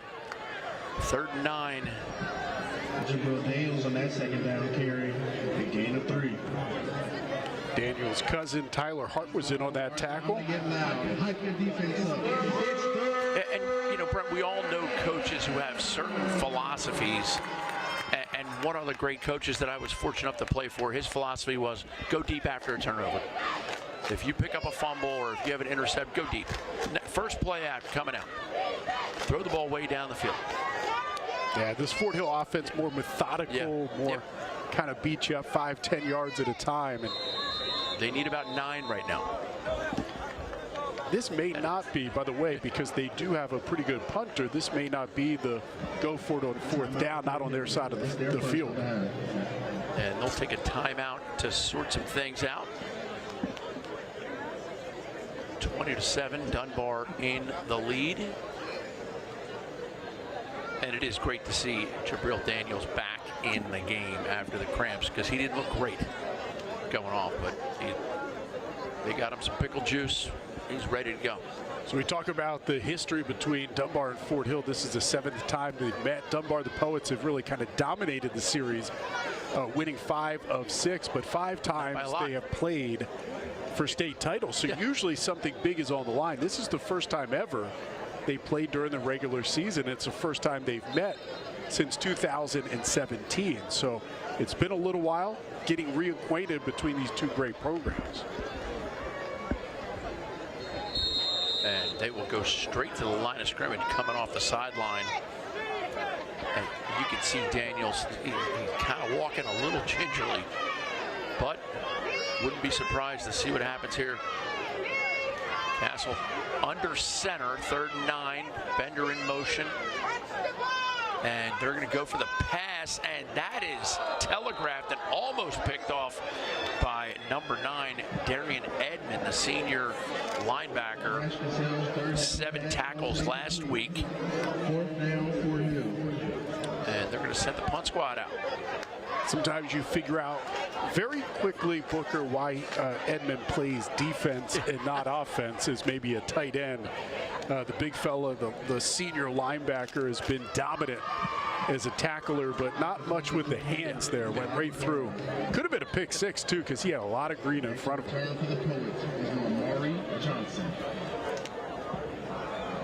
Sentinels punt from their own territory. Just so you know. know. Snap. Very high kick bounce will be crucial. It bounces back in Dunbar's direction, and that'll give them possession around the 34. It's only a 13-point lead for Dunbar. If it was 120-7, I think we could all head to the exits. This has been much closer than than what we have on the scoreboard right now. We'll fix that, but 20-7, and I can tell you, because our booth is right behind the Dunbar fans. Of course, Dunbar here on the near side, all the Fort Hill fans on the other side. Their band is here as well, made the trip from Cumberland, Maryland. But I can tell you, the Dunbar fans are enjoying this 13-point lead. They're really enjoying the atmosphere. Now, it's kind of a party feel here. A little bit of a party feel. Right? A little bit of a party feel.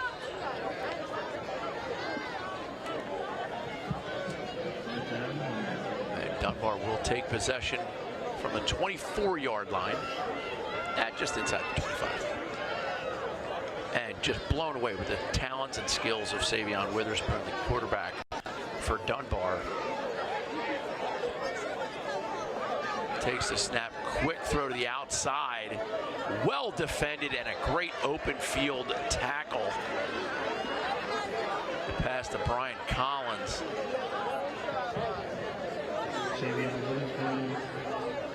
Camille Daniels, we've talked a lot about his twin brother Jabril, but 6 foot 160, the senior coming up making a really nice open field tackle.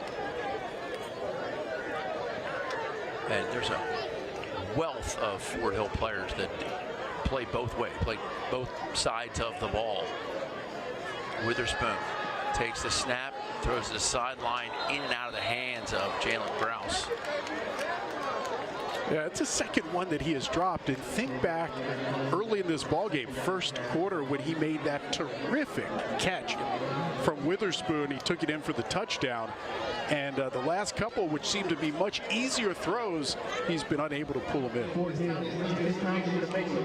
3rd and long for the Poets. Cole Floyd, the lone setbacks, 2 receivers to each side. Witherspoon in the shotgun, takes the snap, drops back 3 yards, throws it in the middle. Oh, and ball skitters in and out of the hands of Cole Floyd. I mean, nearly an unbelievable catch. He extended big time on a one-hander, and I think just hitting the ground, Booker, is what caused that ball to come out. Otherwise, I think he would have held on to it. And again, you see the respect for both programs. And one of the Fort Hill guys, it happened to be Jamil Daniels, who helped him up. A lot of respect, and Dunbar is going to punt it away, and it's going to be Amari Johnson who drew the short stick and will be punting this one. Amari Johnson out for the Poets to punt. Jabril Daniels, it said if he was still in Baltimore, not in Cumberland, he would be playing on this Dunbar. Imagine adding him to the Poets backfield, as good as they have been today. And Daniels, one of the best running backs in the state. Without question. And the play clock expired. And they're going to march it back 5. And Jamil Daniels is the deep setback for the return of the punt. By the way, one thing, too, I really loved about Daniels, and Coach Alkire told us, that his sophomore season, he got hurt. And when he came back, he played fullback and was asked to block a lot, right? Just unselfish player. Oh, what a big block. Big block. Oh, and a flag thrown from this side. The hit that time, Wyatt Ranker doing the blocking. And that's he was looking out of his ear hole when he hit the ground.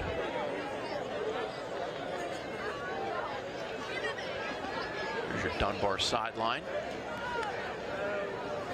Longtime defensive coordinator Michael Carter with this Poets program last year. They put him in as the interim head coach. Guided the Poets to a state title, undefeated season. They made him the full-time head coach. Was the right decision. He's been around this program for so long, and then he brought his son in to be the offensive coordinator, Michael Carter Jr.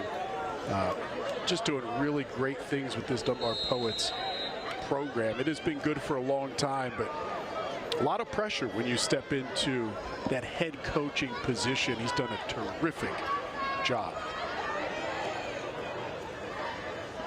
Illegal hit penalty against. Oh, and the ball comes loose after the penalty, and Dunbar comes up with it. The recovery that time, Eli Turpin, the senior, he's had a nice little game today.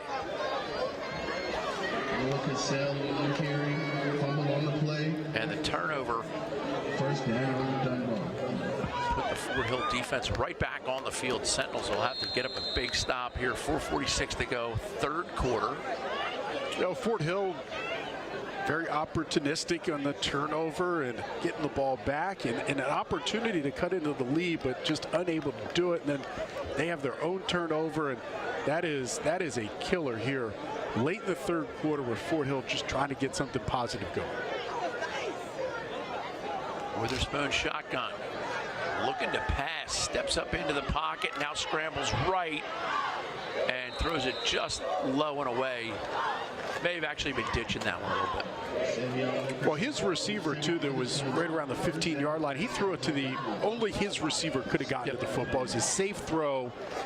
When you're on the run and throw down the field to a sideline like that, it is a tough throw. And you always worry about somebody jumping a route like that, but he threw it to the right spot. It was a safe throw, just incomplete. And you talk about jumping the route. Dunbar's jumped a couple routes today. Witherspoon, two receivers to each side. Steps up into the throw, and again, it looked like it hit him right in the hands, and they're going to bring some attendants out.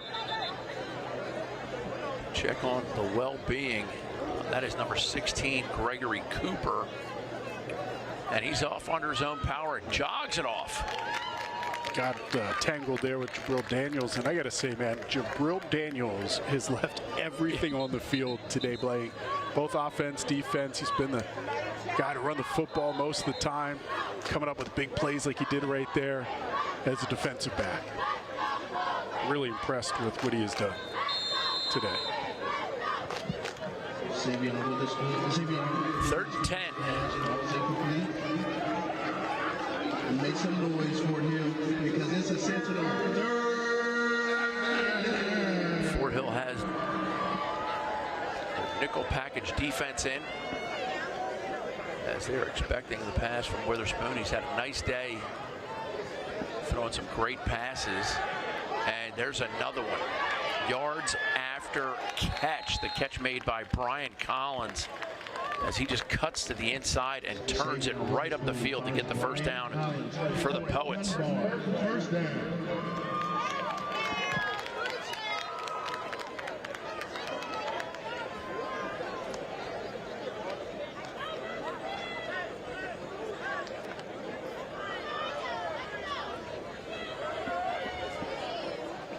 Witherspoon back in the shotgun. First and 10 for the Poets.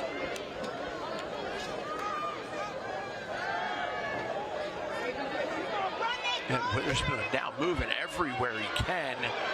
Little jump pass, and they're going to call ineligible man down field. It could be Dunbar. I was going to say it could be a hold as well. One of the two. When your quarterback runs around that much, it is tough for an offensive lineman to hold his spot, hold a block without holding, or not go downfield to block for your quarterback if he turns into a runner. And Witherspoon went from a passer to a runner, back to a passer, and then in the end tried to tuck it. It's a little confounding for those linemen, and it was ineligible man downfield. And it looks like Fort Hill declined that. So it's going to be now second and 10.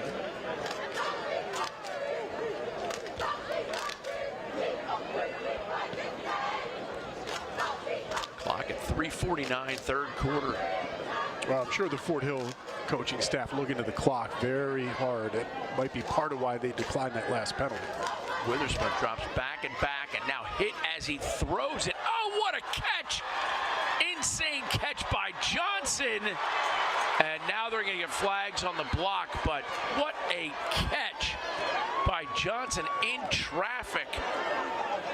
I mean, unbelievable catch, and then the run after the catch was unreal, but Jalen Gauss comes up with a block in the back that's going to be brought back.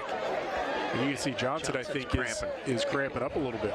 He hasn't moved. trying to stretch it out, and he's going to limp back out of the end zone. He kind of got it loose enough where he can jog. What a move, too. After making an incredible catch, the move that he made to get free on the far side was pretty spectacular. And they're going to give him a quick rest. Here's the replay of it. Here's Witherspoon just stepping up into the throw.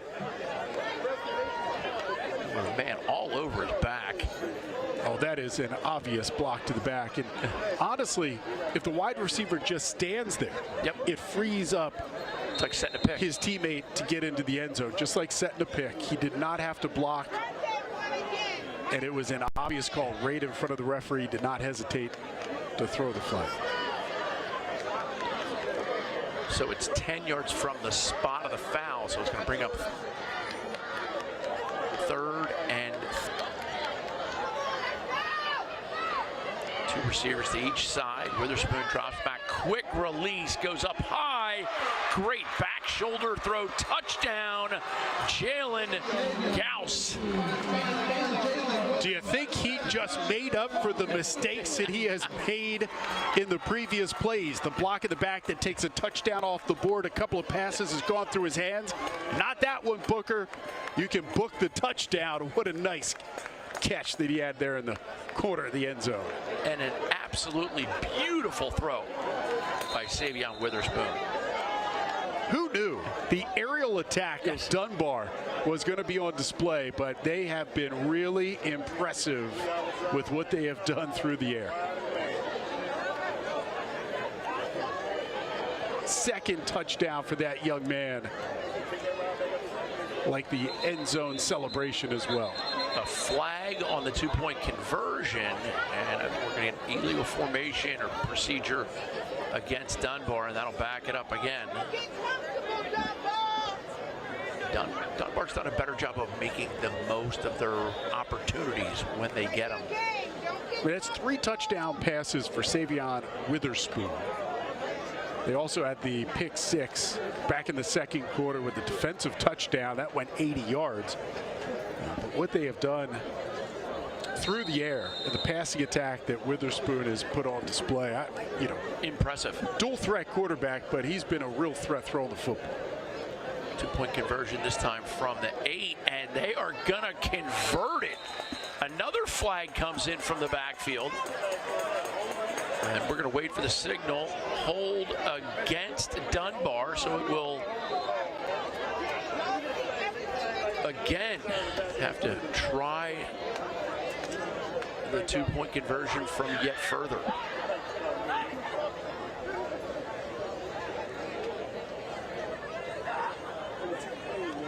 Well, no field goal kicker for Dunbar has been no problem so far for the Poets because they continue to put up touchdowns, despite the fact they're just 1 for 3 on 2-point conversion so far.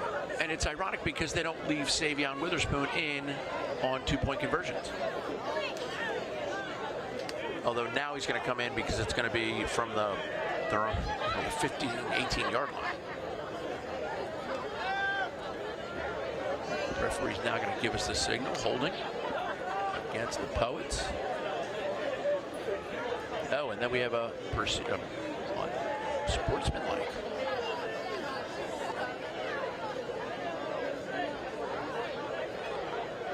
And Witherspoon comes back in now for this 2-point conversion.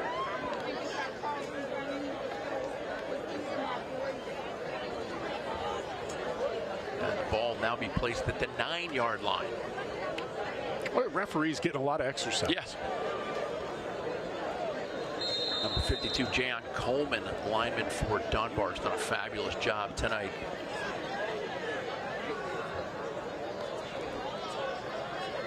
Shotgun to Witherspoon.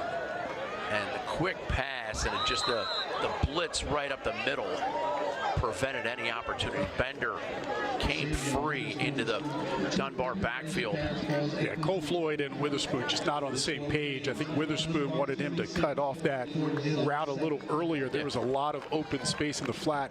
He wanted to take it all the way to the end zone, and then the pass just comes up short. But he was open for a moment there. Just a little miscommunication between the two.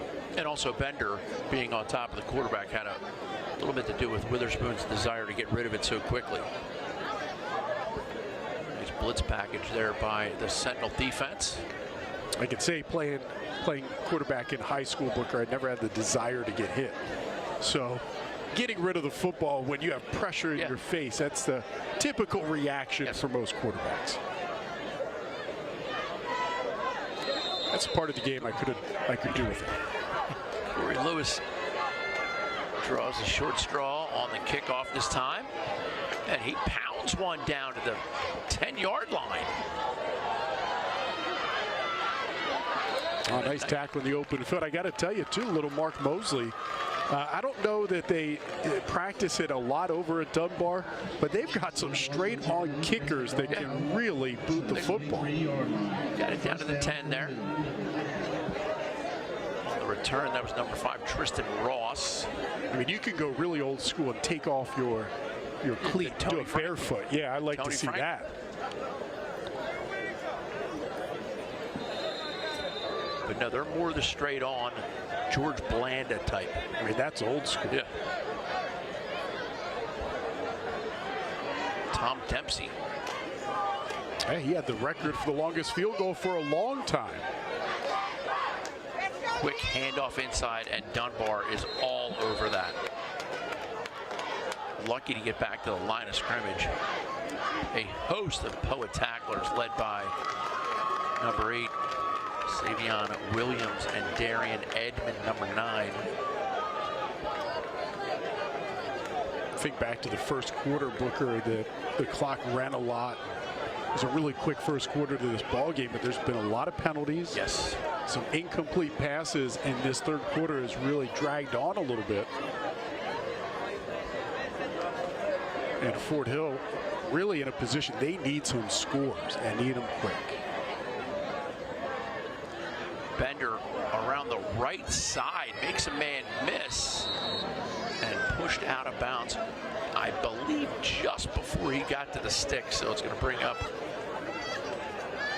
another tough situation for the Sentinels. Number 25, Carson Bender on the carry. Setting up. 3rd and 3.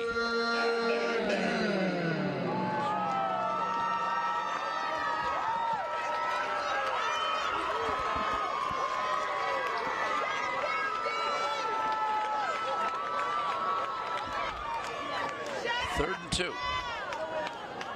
Castle under center.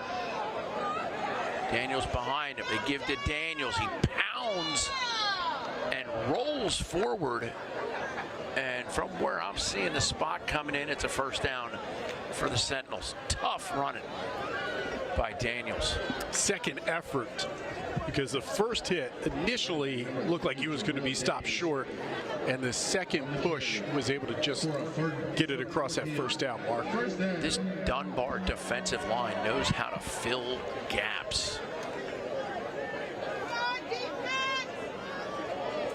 54, Josh Blackston, headed to Rutgers. He can play Big Ten football. Oh, another swallowing tackle that time by Savion Williams. Yeah, a couple of Savions on this team. Savion Witherspoon, the quarterback. Savion Williams, the defensive end. Another guy who deserves a ton of credit for Dunbar defensively, Samuel Eads, the senior safety. He's left back there by himself an awful lot. They like to cram the box. Ronald Evans, an outside linebacker slash defensive back on this near side. Daniels tries to get through the right side, but he's stuffed up, and it's going to be another long one. 3rd and 9. Jabril Daniels on the carry once again for a gain of 1.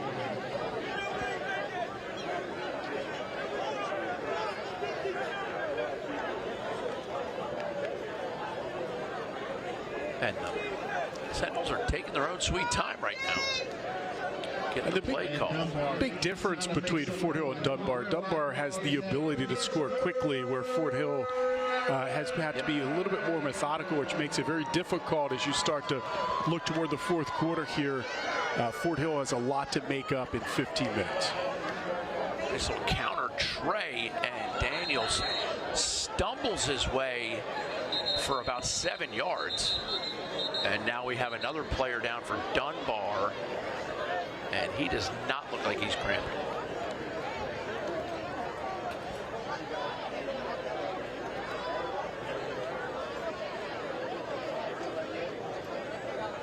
So Brent, 15 seconds left in the third quarter, and you're down by a bunch, 26-7. At some point, you got to start chucking it. Well, I wonder, what they have in a spread offense, throwing the football. Nash Castle, the quarterback, he's a senior. But as we talked to their head coach, Zach Al-Khairi, he's more of a leader, a guy that commands the huddle. They like his senior leadership, but he's not really a throw downfield kind of quarterback. And so I don't know they want to put it in his hands, but you're right. At some point, you either need a big play, a turnover, a scoop and score, a pick six, something to happen in special teams, but you can't go 5 and 10 yards down the field and make up a 19-point deficit in the final quarter. It's going to be tough.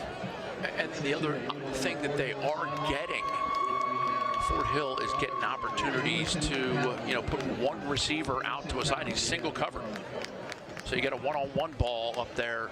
Sometimes, Anquan Bolden was the great 50-50 ball catcher of all time. A lot of times Flacco would just, where's Anquan? If he's single covered, I'm throwing it towards him. And go back to the second quarter where Fort Hill did have that touchdown toss. It was Bender who took it into the end zone. But it was the run that set up that opportunity to throw the football and kind of had Dunbar off balance. 4th and 2, and they get Dunbar to jump on a hard count by Castle. I tell you what, defensive coordinator Michael Carter, who's also the head coach, had to say, do not jump. No matter what you do not give them an easy first down. That is a mental mistake for the Poets. And that gives them the first down. Especially coming out of a dead ball situation where coaches are in the ear of the players. They can deliver that message. It is fresh. And to make that mistake in that moment and that'll drive you nuts as a coach. Great look at Darryl Farabee, senior defensive lineman.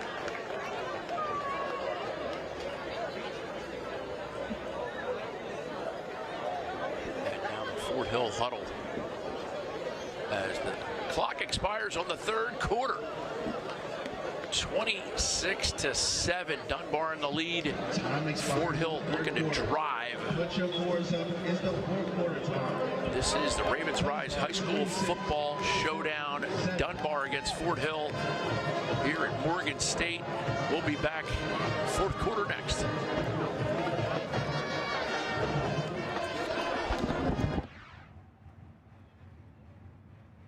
November 2nd, 2024.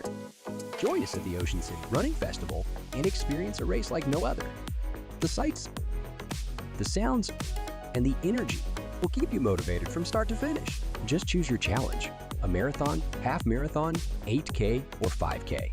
Then celebrate your run with Hoop Tea, Michelob Ultra, and Food Line refreshments at our post-race party. Don't miss out. Register now at ocrunfest.com. This fall, purple rises when the Baltimore Ravens debut their Purple Rising alternate helmet in 2024. The first ever Ravens alternate helmet features a metallic purple rising painted shell, making the model just the third helmet version to be worn by the Ravens since the franchise's 1996 inception, and the first non-black helmet. Don't miss the debut of the new purple alternate helmets on Thursday, November 7th, as the team takes on the Cincinnati Bengals in a division clash on Thursday Night Football. Tickets are available at BaltimoreRavens.com/tickets.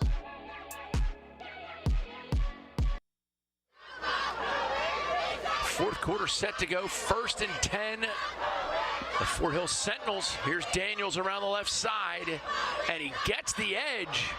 Stays inbounds momentarily. The referee's going to stop the clock as he goes out of bounds, and we have a Dunbar player down momentarily. And again, there's a Fort Hill guy picking him up. I just love that mutual respect. Brent and I have talked about it. That's Casey Martz, number 60, bending over to pick up an injured opponent. And he knows that he goes back down now. You see him on the far side of the field there. But just talk about the mutual respect, Brent. And you and I have hit on it a little bit. But these guys respect the fact that both these programs are outstanding football programs. Plus the fact that they are both great programs, I think they set an example for other teams, right, that are watching this game.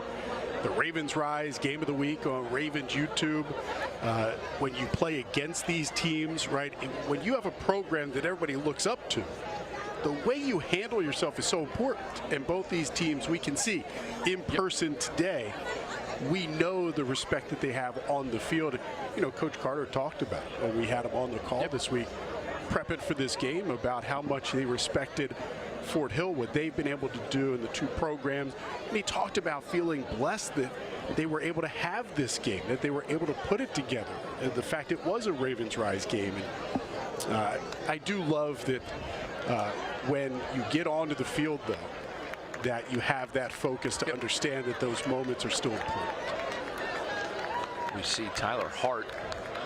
And by the way, and we've pointed this out already, Tyler Hart for Dunbar is cousins with Jabril Daniels, the star running back for Fort Hill. There's a lot of family connections. We know it's very personal for Daniels, coming from Cumberland all the way over here to Baltimore, kind of the road, the road team on this neutral field. And now second and just one. And the give is to Daniels, and he explodes through the middle of the line. Great little touchdown saving tackle by Samuel Eads. Daniels on the carry for a Fort Hill first down. Very impressed with all the young men. Nice job by Eads. And now first and 10 for the Sentinels, as we still have a full 11-11 remaining. Make a wish. Daniels again. He cramped up in the second quarter. I was worried, and now he's doing nothing but hauling the mail. He's left the field a couple of times, once after a tackle around the ankle where he limped off, and then with the cramps, and then limped off. And it's been a long day, a physical day. Here he is again. Continues to feel the pain of the cramps there. This one in the left leg. We're going to call this the Pickle Juice Bowl. He has left it all out on the field. Remember, too, playing both ways as a defensive back on the Fort Hill defense. He has been terrific there as well. And he's been the main focus offensively running the football. Offense, defense, special teams. I saw him making funnel cakes before the game. He checked the tire pressure on the bus when they arrived to make sure that was all good. I mean, I think he helped he doesn't do. With the inflatables. Yeah, just like you're going to help me at the end of the game. I'm really looking forward to that. And Joshua, our great public address announcer, you got to shout out to everybody here at Morgan State who's doing nothing but help this be a successful day. There's your Fort Hill band. We did mention earlier in the broadcast a couple of Ravens here, David Ajabo and Sanois Kane. I think they said they were going to help you with the inflatable after the game as well. I don't know about that. I mean, they've got to get to a game themselves. They've got a game Sunday, but that leaves plenty of time between tonight after this game for all the cleanup. Exactly. Oregon Sports does a great job putting this game on, and we know through the years all the events you guys do over there. Baltimore Running Festival coming up October 19th. It is going to be awesome. So how many weeks do I have to train and get ready for? We have a 5K, 10K, half marathon, full marathon. And speaking of marathons, great tough run by Broylan Younger. Younger pounds it all the way down for another first down for Fort Hill. I'll tell you what, Younger came in just at the right time. I tell you, if I did the marathon, they would call it a tough run as well. It would be a tough run, and I doubt I'd finish it. We had the 5K, the 10K, the half. Let me know if I can get into the 5K. I'll come down and help you with the inflatables before the race. We'll be there. It's going to be great, right in downtown Baltimore. Younger again, picking up where Daniels left off. Yeah, junior running back, 6'1", 200 pounds, and obviously Daniels is senior, but it looks like Younger is the next to elevate to that lead back position. So has another year. He had a touchdown run last week against Northern in that blowout win. And he is the lone setback once again. Right behind the fullback.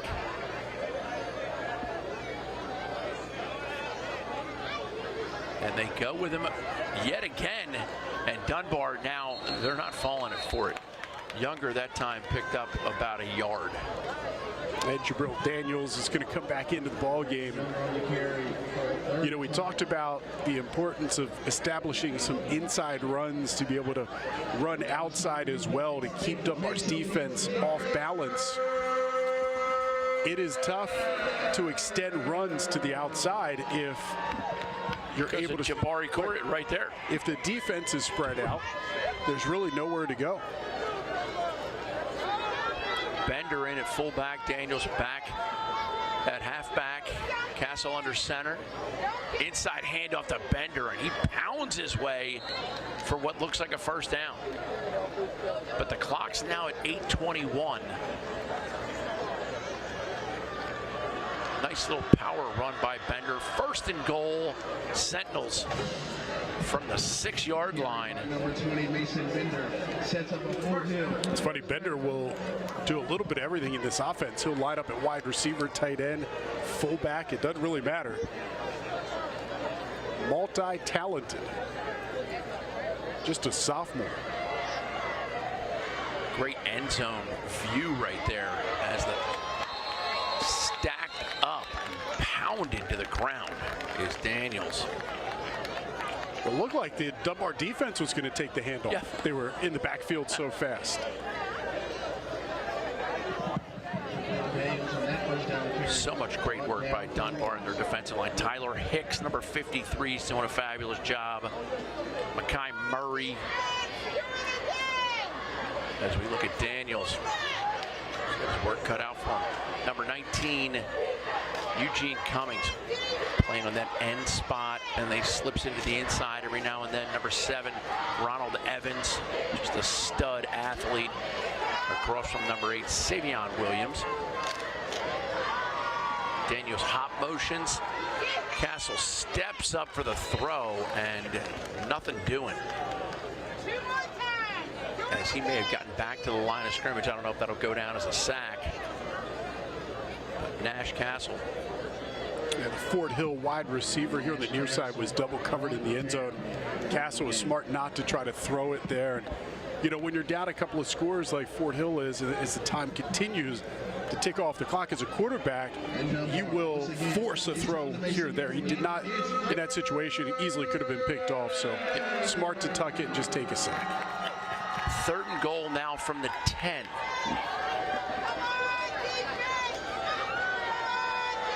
Noah House in at tight end. Bender right side can power in and does. That is a touchdown for the Sentinels. Bender will not be denied.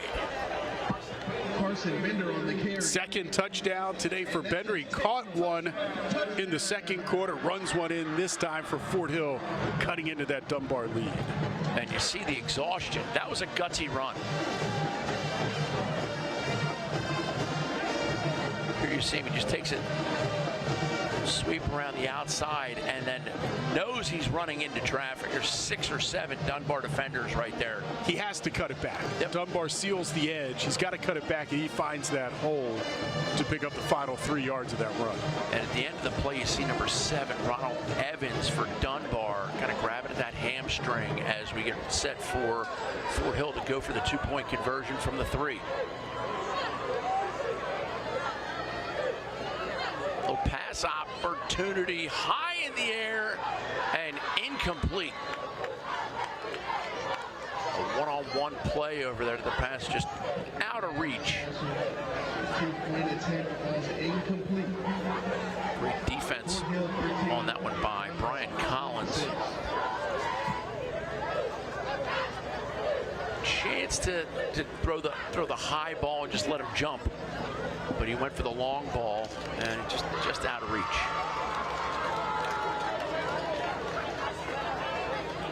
So that puts us at 26-13 as we look at the replay. Good chance at it. Just out of the hands of Noah House. And the defender, Brian Collins, did a good job just being in the face of the wide receiver, just making it difficult to bring that pass in. And 13-point game, so Fort Hill needs 2 touchdowns here with the final 6 minutes, 10 seconds. Not only a stop, that's the obvious stop, but if they could somehow come up with a big turnover. And we've seen a couple of turnovers here in the second half, one going each way.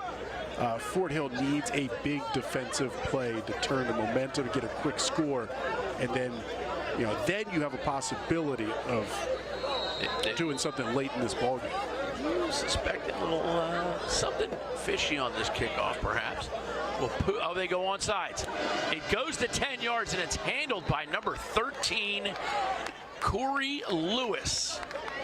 And that's a tough one because he's got 4 angry Sentinels bearing down on him, and he's got to get the ball first. The ball's got to get to him. That's a good onside kick, too. You're just hoping it takes that second bounce to make it difficult, but he fields this one pretty clean. I suspected they were up to something there. You can tell by the way it was lined up that they were thinking some onside. It's interesting, too, with the new NFL rules in kickoffs. That during the game you don't have the opportunity to onside kick, and not until late in the game. But you have to declare it also. You have to say we're kicking onside, and you have to. So it takes the surprise out of it. There is no surprise in the Super Bowl when the Saints did the onside kick and surprised everybody. Oh dear! Oh goodness! His bankroll. Oh, then he stumbles. Great run by Cole Floyd. That is the second time tonight that Cole Floyd had eyes on the end zone and something on the turf. Grabbed his foot and brought him down. Boy, he wants that. Look at him. He wants that one back. He had one man to beat, and he was cutting back across the field. I think he would have walked into the end zone. Here's the replay. And he just takes the handoff and explodes right up the middle. His bank rolls on swell. Right here. Oh, yep. If he beats 4 to the corner. He's jumping.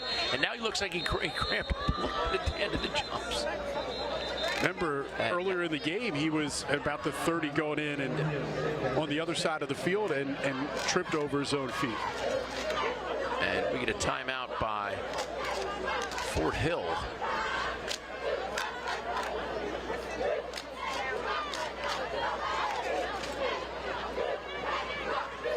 Dunbar looking a little like LSU with the helmets. I like that. I do like that. Really cool uniforms for the Poets here in this ball game. Even though we're on the neutral field here at Morgan State, it is still a home game for Dunbar High School. Fort Hill coming over from Cumberland, Maryland, over the western side of the state. Cannot say how great we are and how thrilled we are with the hospitality of Morgan State and everything they've done to make this possible. And of course the Ravens and all they do. You talk about one of the great organizations in sports, football, obviously they're top 5. As the Poets try to pound it, gain a couple. Yeah, big game on Sunday, the home opener for the Ravens, as they will welcome in the Las Vegas Raiders. They've had some success against the Raiders over the years. I think it's pronounced Dead Raiders. Al Davis used to say it.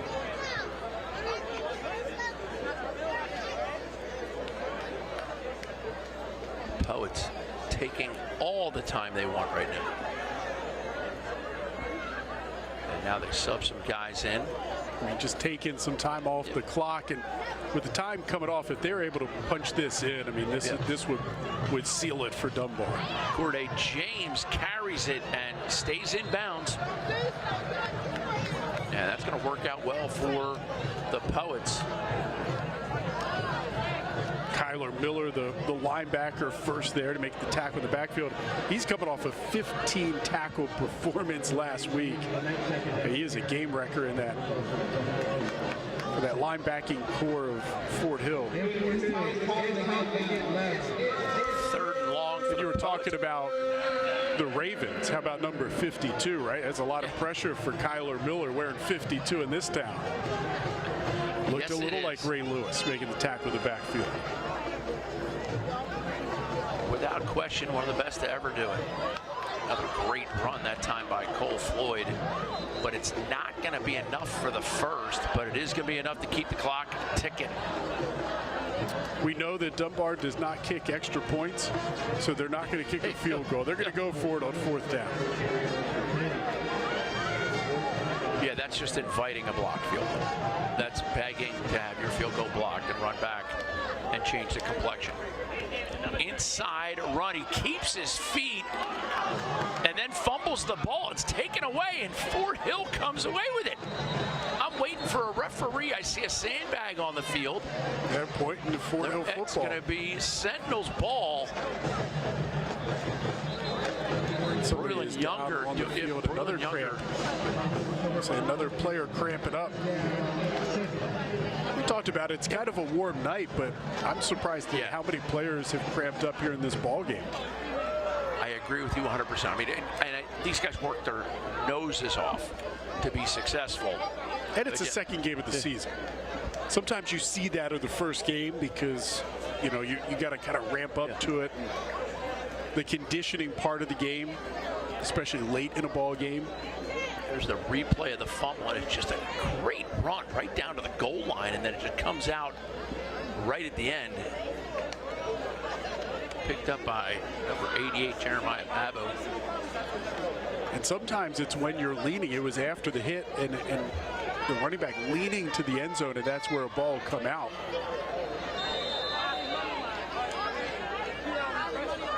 The Sentinels now with 3:19 from their own 5. Quick handoff. Gains a couple and enough for a first down. And that'll stop the clock momentarily while they move the chains. Great run for Tristan Ross. And then the clock restarts after the chains are set. Fort Hill has used 3 different running backs. Daniels, Ross, we've seen a lot, number 5, and number 1, Braylon Younger. They have single coverage here on the near side. They choose to hand it off again, Tristan Ross. And he is gobbled up after gaining half a yard. Fort Hill needing 2 scores as we close in on 2.5 minutes left here in the ball game. And running the football 5 yards at a time certainly isn't going to get it done. Next game, September 27th, Oakdale Linganore. It's going to be an absolute blast. Ravens rise. I believe that game is at Linganore, right? The game in a couple of weeks. On the 27th. 2 great programs. Obviously, all the celebration and pageantry that the Ravens bring to their high school football showdowns, the fireworks, the tunnel, the players that come, the cheerleaders. Poe never stops. I don't know how he does it. I've been in those costumes. I think they bring, there's like 4 different Poes that step in and take over. I wonder if he's cramping. Same thing for the Oriole Bird. Yeah. Because, you know, they play games 90, 95 degrees in the middle of the summer. I bet you Poe is seasoned. He hydrated a little bit before this. A little pickle this juice ball. for him. Yeah, a couple shots. So it looks like, Booker, that Dunbar is going to move to 39 straight victories as they continue to close in the Maryland record of 53. But on the other side, Fort Hill had 22 straight wins, and that streak is going to come to an end here. To a screeching halt. Here in Baltimore. That's going to come to a screeching halt. As the Sentinels break the huddle for what could be the loud. Now they got Castle in the shotgun. Clean snap, steps up and gets thrown to the turf. No flag. I don't know if it was a face mask or not from our vantage point. Savion Williams, man, 6'2", 220 with that quickness. And he got to the quarterback in a hurry.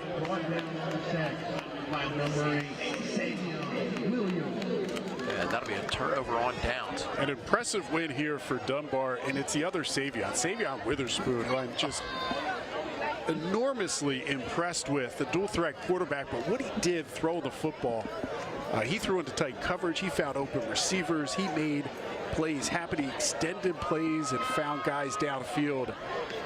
What a performance for Savion Witherspoon. 3 touchdown tosses today for that season. Very impressed by him. Can't wait for that post-game highlight, because it is going to be the Savion Witherspoon show, as it looks like Dunbar is just going to cozy up and take a knee. 41 seconds left. And a lot of credit to Fort Hill. They made that drive from Cumberland. They also played up a division in this game. Of course, Fort Hill, 3-time defending champs at 1A.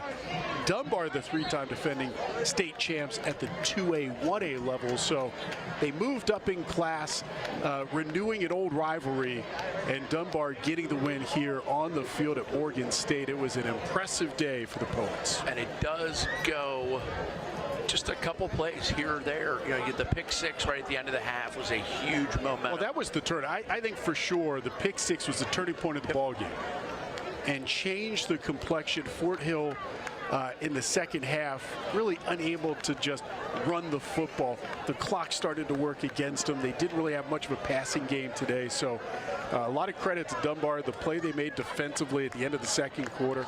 And then they forced a turnover in the third quarter and then cashed in. So turnover's a big part of what happened today. Y'all sit back and enjoy the light show. 26-13 Dunbar. And did you notice the refs? There's more than 40 seconds left on the game clock. And instead of making them take a knee again, they just said, guys, we're good. We're good. So everybody's got a lot of respect for everybody out here. And the refs certainly did a fantastic job tonight with everything. The only surprising component was how many young men went down with cramps. There was a lot of that, and it does speak to just how tough this game was. We talked about it was going to be smash mouth. Both offensive lines very physical on both sides of the football. Dunbar, this is an impressive win. The Poets ranked 11th in the Baltimore Sun poll. They'll move up this week. This is a really solid win for Michael Carter and this Poets program. They moved to 2-0 on the season and gained a little momentum early in this year. And you and I talked, Brent, about the respect between the two programs. And we've all seen the real fast handshake line where it's like, good game, good game, good game. Yeah. These guys are actually shaking each other's hand and saying, hey, enjoyed playing against you. A great occasion. Thank you so much to all of our friends at Ravens Rise. Adam Riddell and Shamar Gray doing the bulk of the work there for everybody at Corrigan Sports Enterprises. As we see Savion Witherspoon, he's not your everyday on the block. For Brent Harris, I'm Booker Corrigan, reminding you, you only get one shot at today.